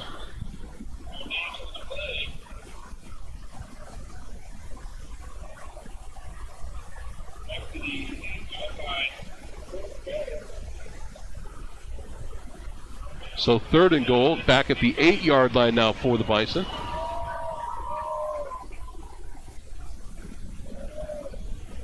That Brock defense, so be asked to dig in it one more time.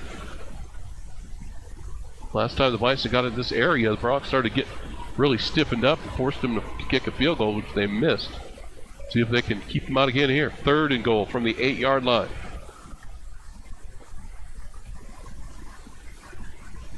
Hernandez is going to throw. Now he's going to run. He's going to run, and now he's going to throw. And it's caught for a touchdown. I don't know. I think he was across the line of scrimmage. Well, he was across the line of scrimmage. There's no... The line of scrimmage was the 8. He threw it at about the 6. But they're going to give him the touchdown anyway. Wow. 5:44 to go. And Hernandez throws a touchdown pass.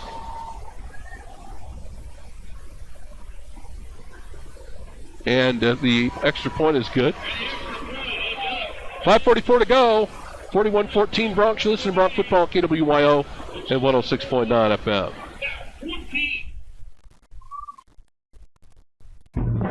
Are you looking to ease a financial burden, secure college funding, make home improvements, consolidate debt? Hi, this is Matt with Homestar. These are all things we can help you with. Don't let national news stop you from exploring options to solve your problems and ease your mind. I will personally help you every step of the way. Stop by and see us. We are located behind Bison Union Coffee Company at 30 Grinnell Plaza. Find us online at homestarfc.com. Homestar, your easiest way home. Hi, this is DJ Dearcorn of First Federal Bank and Trust, and you are listening to Sheridan Media Sports. Hey, welcome back, everybody. Well, it goes down as a 8-yard touchdown pass for Cheyenne South. I guess it doesn't matter, but technically it does matter because it goes officially down as an 8-yard pass, but he only threw it 6 because he was over the line of scrimmage. And they just butchered it. Nobody saw it, obviously. Or if they did, maybe they just felt sorry for him. I don't know.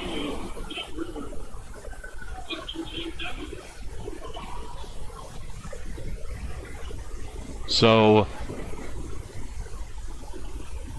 kicking team, or kickoff return team back out there for the Bronx. And Potter will boot it away.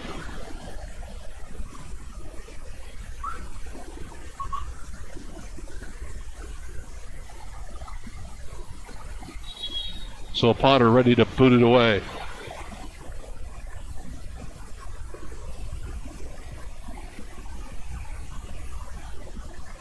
And it'll be a short pooch kick toward the sidelines.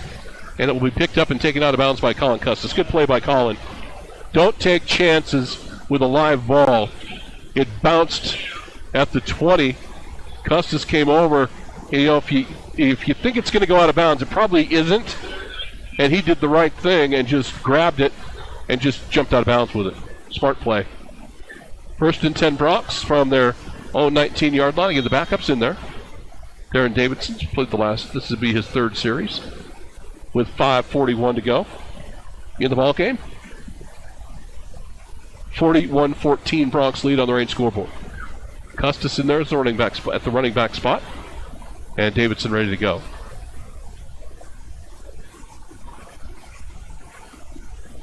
And the ball goes to the floor, goes to the ground, the turf, whatever you want to call it, and Davidson covers it. Just not a good exchange.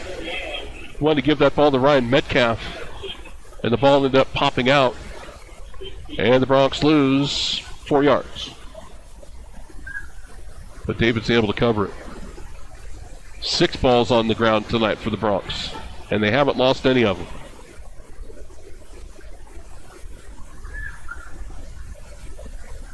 This time, Davidson will give it to Taryn Grooms, and he'll get to the outside. He'll have the first down and more as he's taken out of bounds near the 35-yard line. Nice run by Grooms.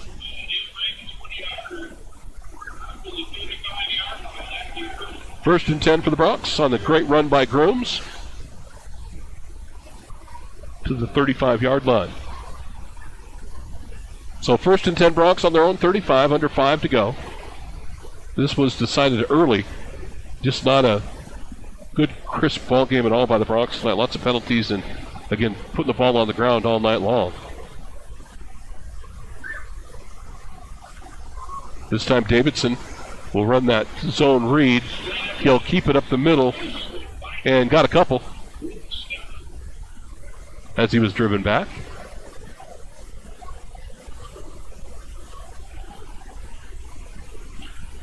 So a gain of 2 to the 37-yard line. Second and 8 coming.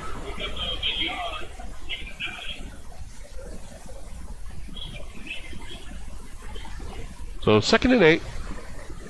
4:21 to go. Clock running here at the end of the ball game. Davidson to throw. Underneath. Incomplete. He was looking for Tarrant. No, flag flies late. Oh, boy.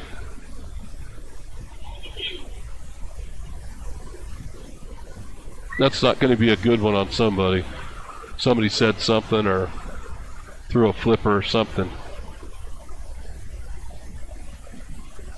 He wanted Grooms on the screen pass, just couldn't quite get it to him. A lot of traffic in there.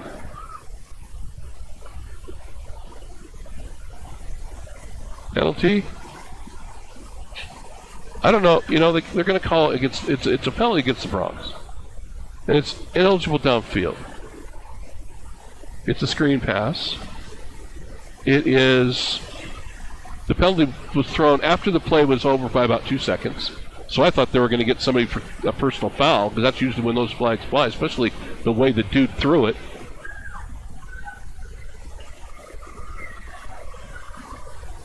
So the penalties declined. They'll bring up third down for the Broncs. 3rd and 8 from their own 37. Monday, the coaches are going to meet and go over the film. Well, they're going to be going over the film on the way home tonight, too. I don't know if they're going to enjoy this one much, even though it's going to be a big Bronc win. Got a big rugby scrum, and we're going to get the pile moving and moving and moving. I think the Broncs are going to get a first down out of it. It was Custis on the run. They just got a big scrum going and eventually kept working the ball across the 45-yard line to the 46 and a first down.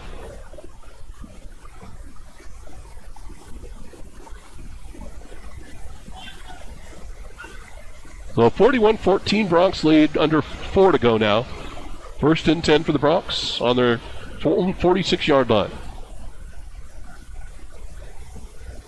Going to give it to Custis, and he'll be dropped in the backfield for a loss.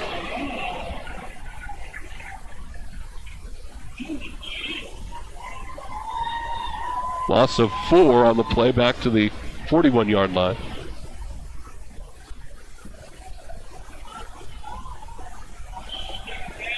So second down, clock continues to run though. Broncs, it'd be nice for him to pick up another first down, try to run the clock out. Second and 14.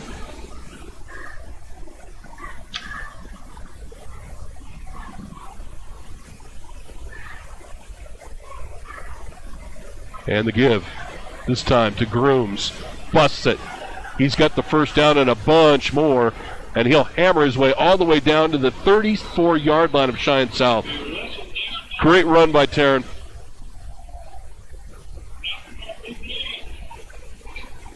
Showed his speed, and then he showed the collision at the end. So that got him the first down. They'll set the chains, and the clock will continue to run.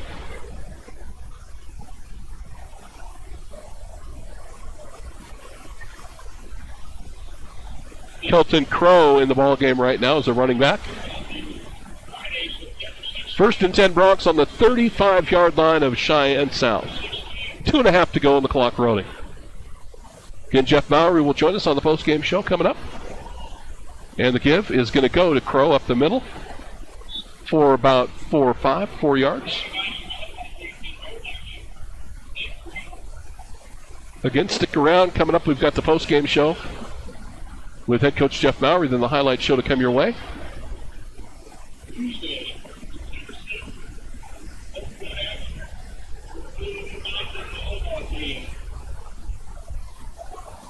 So 2nd and 6 coming for the Bronx. Under 2 minutes to play.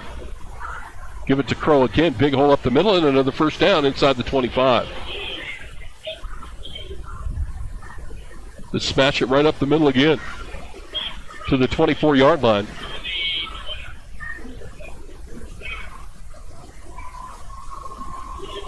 Well, the Bronx are in good shape right now to run the clock out. I think this group on the field's like, let's try to get a touchdown.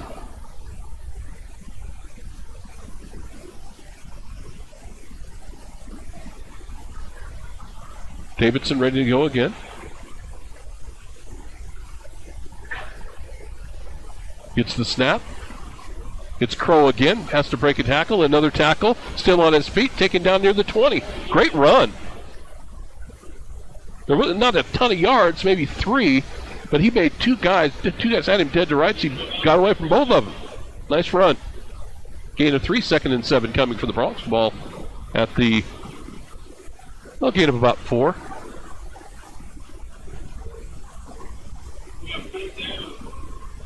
And the Bronx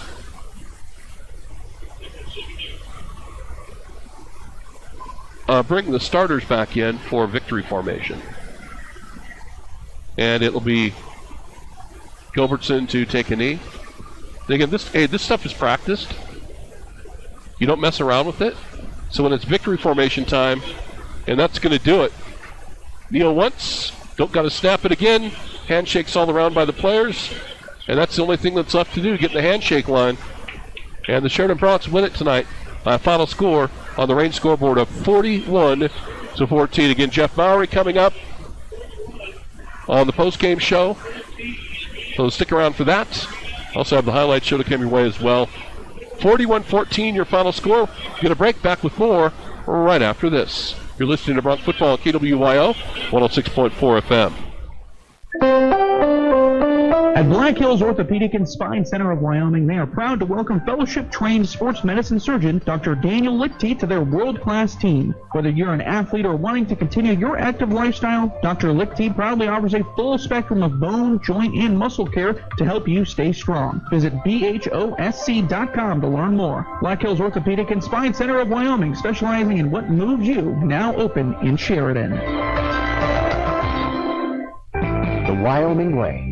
Living in the 307 is close to heaven, and the home we love is made all the better when we take care of our neighbors.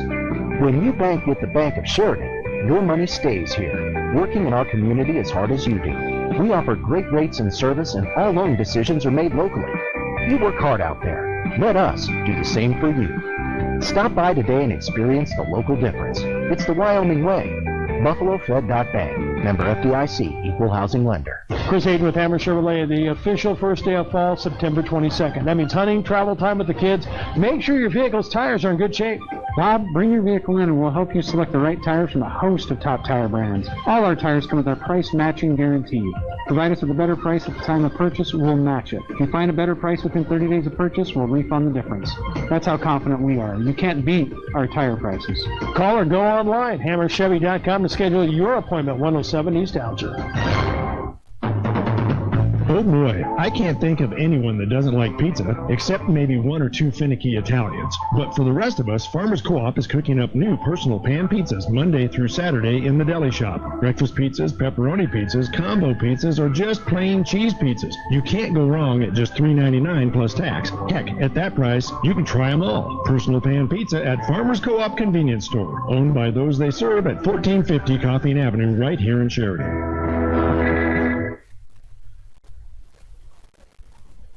Are you ready for a new career? Your locally owned McDonald's in Sheridan, Buffalo, and Gillette is in search of crew members and shift managers. Owner, Larry Storrow. Bob, one of the many benefits of working for McDonald's is our tuition assistance programs. You can earn a college degree through Colorado Technical University with 100% of your tuition covered. Or you can earn up to $3,000 in tuition assistance for Sheridan College or the University of Wyoming. Come in and we'll explain all the details. If you need your high school diploma, McDonald's will assist with that as well. Join the McDonald's team today. McDonald's, working to brighten your future. Hi, this is Elizabeth. And JT with EBA Hearing and Sound. Hearing well is living well, and we're here to help. Not only are we able to provide premier hearing aid technology with Bluetooth and AI, but we can address the environment in which you are hearing. Our sound consultation services tailor solutions to fit your needs. Whether at work, at church, or at home, if you're struggling to hear, we can help. Call EBA Hearing and Sound today, 674-8920. That's 674-8920. Have you been to the showroom at Thompson Master Masons? If you're thinking about doing a masonry project, you need to stop by and check it out. Thompson's located on the corner of Broadway and 11th in Sheridan with a showroom full of brick and stone samples. They offer both man-made and natural stone. As a matter of fact, Thompson Master Masons has the widest selection of stone, block, and brick in town. Wholesale or retail, contact Thompson Master Masons. The law offices of Chapman, Valdez, and Lansing has offices in Sheridan and Casper ready to protect the freedoms and rights of the citizens of Wyoming. Michael Lansing, Nicole Soto, and Wade McCool provide competent local legal counsel focused on small businesses, real estate transactions, guardianships, employee protections, and personal injury. Michael, McColl, and Wade will aggressively, timely, and ethically protect your rights 24/7. Proud to support all local youth activities.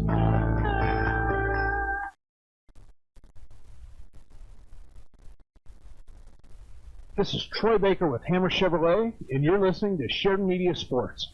Welcome back, everybody. Trevor Jackson with Newsweek.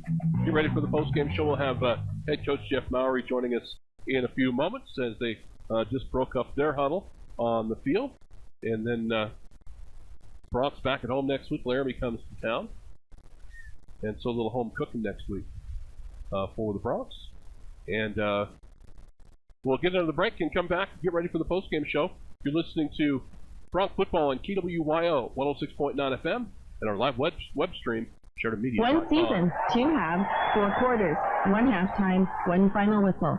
A season of memories to last a lifetime. Don't let distractions turn those memories into tragedy. Texting while driving is a dangerous distraction. Sending or reading a text takes your eyes off the road for 5 seconds. At 55 miles per hour, that's like driving the length of an entire football field with your eyes closed. Whether you're driving to the game or down the court, Whiteout reminds you to stop the text and stop the wrecks. Paid for by Whiteout Federal 402 funding. When it comes to printed, embroidered, or promotional product needs, there's only one choice in and around Sheridan County. That's Kilpatrick Creations on Brundage Street in Sheridan. Our knowledge and experience puts us ahead of all others. Our expertise guarantees you a quality and affordable product each and every time. Our pricing is fair and consistent, our garment selection is extensive, and our quality is unmatched. So for your next screen printed, embroidered, or promotional product order, go straight to the experts at Kilpatrick Creations. Remember, we're here to make you look good. Wherever you are, you'll find a branch of Sheridan Community Federal Credit Union. And here's why. If you have a Sheridan Community Federal Credit Union account and a smartphone or other mobile device, visit SheridanCreditUnion.com. Download the free app, and your smart device becomes an internet mobile banking device with all kinds of banking features. So, regardless of your location, Sheridan Community Federal Credit Union is in the palm of your hand. Member NCUA, Equal Housing Lender. If you have employees coming to stay for an extended time in Sheridan, make them feel at home with a room at the Candlewood Suites. These extended stay rooms feature fully equipped kitchens, including a microwave, full-sized refrigerator, dishwasher, stovetop, even pots and pans, and free guest laundry. Did I mention the outstanding view of the Bighorns? Book your reservation with the Candlewood Suites and relax knowing they'll have more than just a room. They'll feel right at home. Call 307-675-2100. You know what they say, if you're not first, you're last. For all your plumbing demands, choose A-Plus Plumbers and Appliance Repair. Commercial, residential, new construction, remodel jobs, and all repairs in between. A-Plus Plumbers and Appliance Repair, because they are number one in a number two business. Call 672-9454. That's 672-9454. First Federal Bank and Trust formed in Sheridan in 1935 as a financially stable community bank. We strive every day to support and improve the lives of our staff, customers, and communities. Currently, we have some great certificate of deposit specials. We are also assisting you with an increased online savings rate that you can easily open online. First Federal strives to maximize your earnings. We have been your community bank since 1935. First Federal Bank and Trust. Online at efirstfederal.bank. Member FDIC.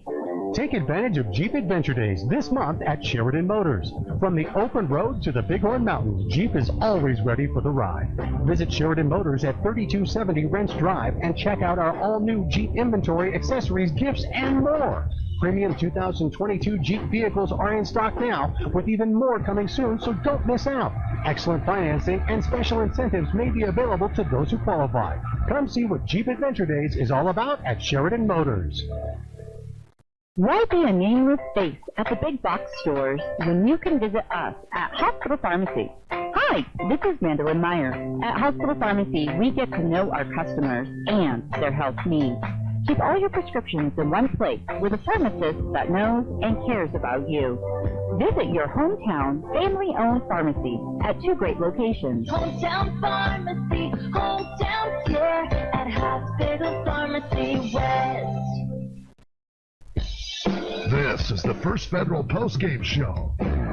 We'll be back to wrap up tonight's game right after this from First Federal. First Federal Bank and Trust formed in Sheridan in 1935 as a financially stable community bank. We strive every day to support and improve the lives of our staff, customers, and communities. Currently, we have some great certificate of deposit specials. We are also assisting you with an increased online savings rate.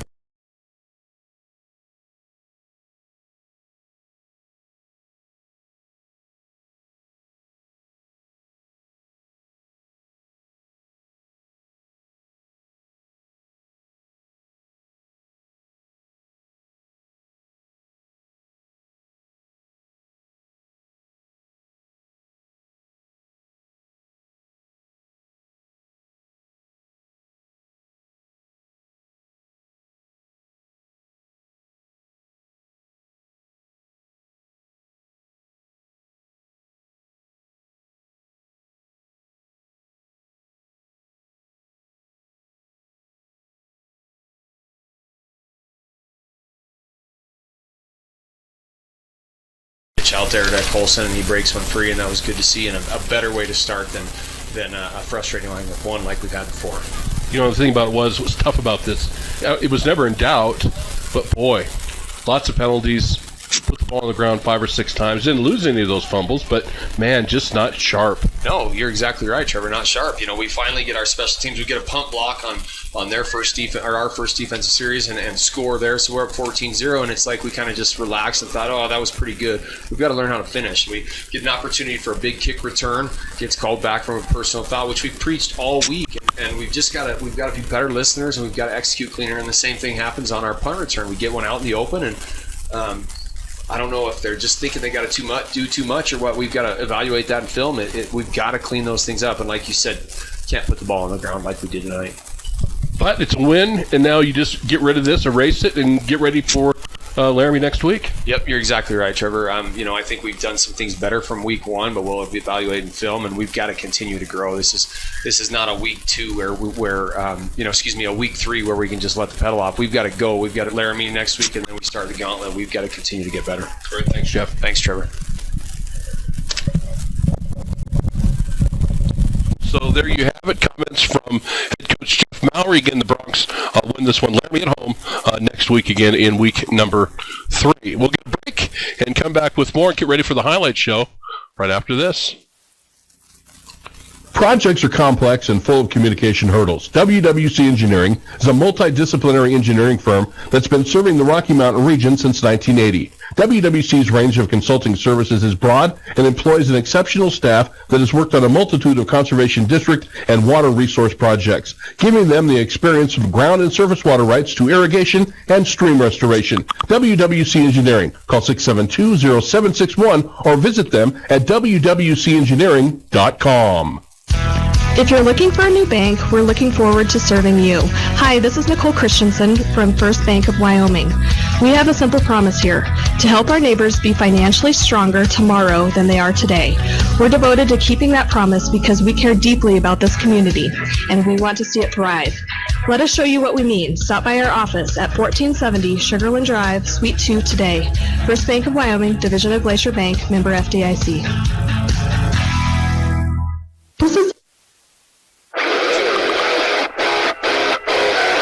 It's time for the Blowdorn Lumber Highlight Show. Stay tuned for all the action from tonight's game right after this from Blowdorn Lumber. Blowdorn Lumber understands home improvement and construction in Wyoming.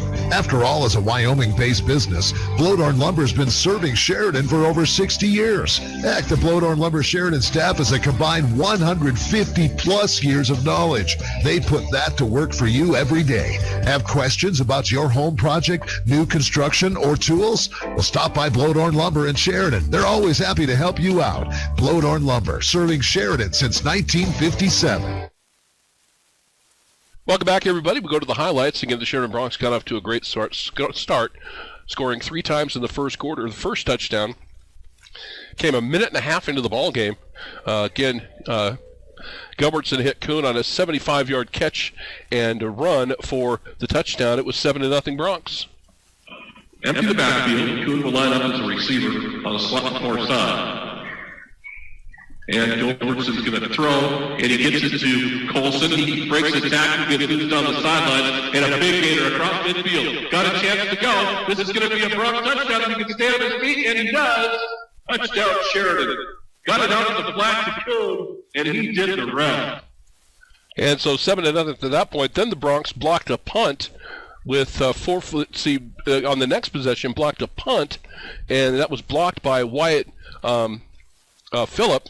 And it took us a while to find out who it was, but he's the one that blocked it. We're not sure who covered it in the end zone because there's so many players on top of it. And the PAT was good, and the Broncs led 14-0. And then the third touchdown came at 4:48 of the first, as it was Colson Kuhn from 8 yards out, and that made it 21-0 Broncs.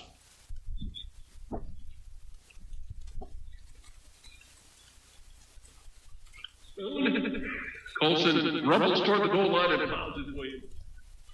And it was 21-0 at that point. Then the Broncs would score with 8:45 on the clock in the second quarter to bump the lead up to 27-0 as Gilbertson scored from 2 yards out.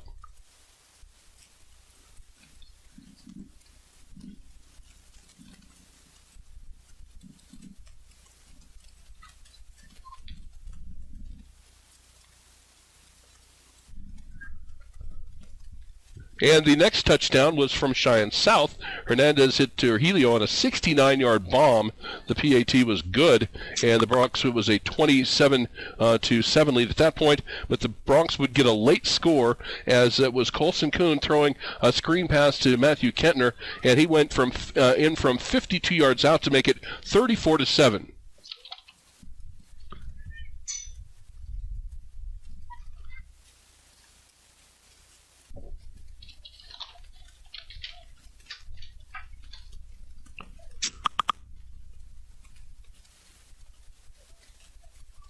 So at 34-7, that was the halftime score. The Broncs would come out. Their only touchdown of the second half came midway through the second quarter, as Matthew Kentner scored from 13 yards out. That made it 41-7.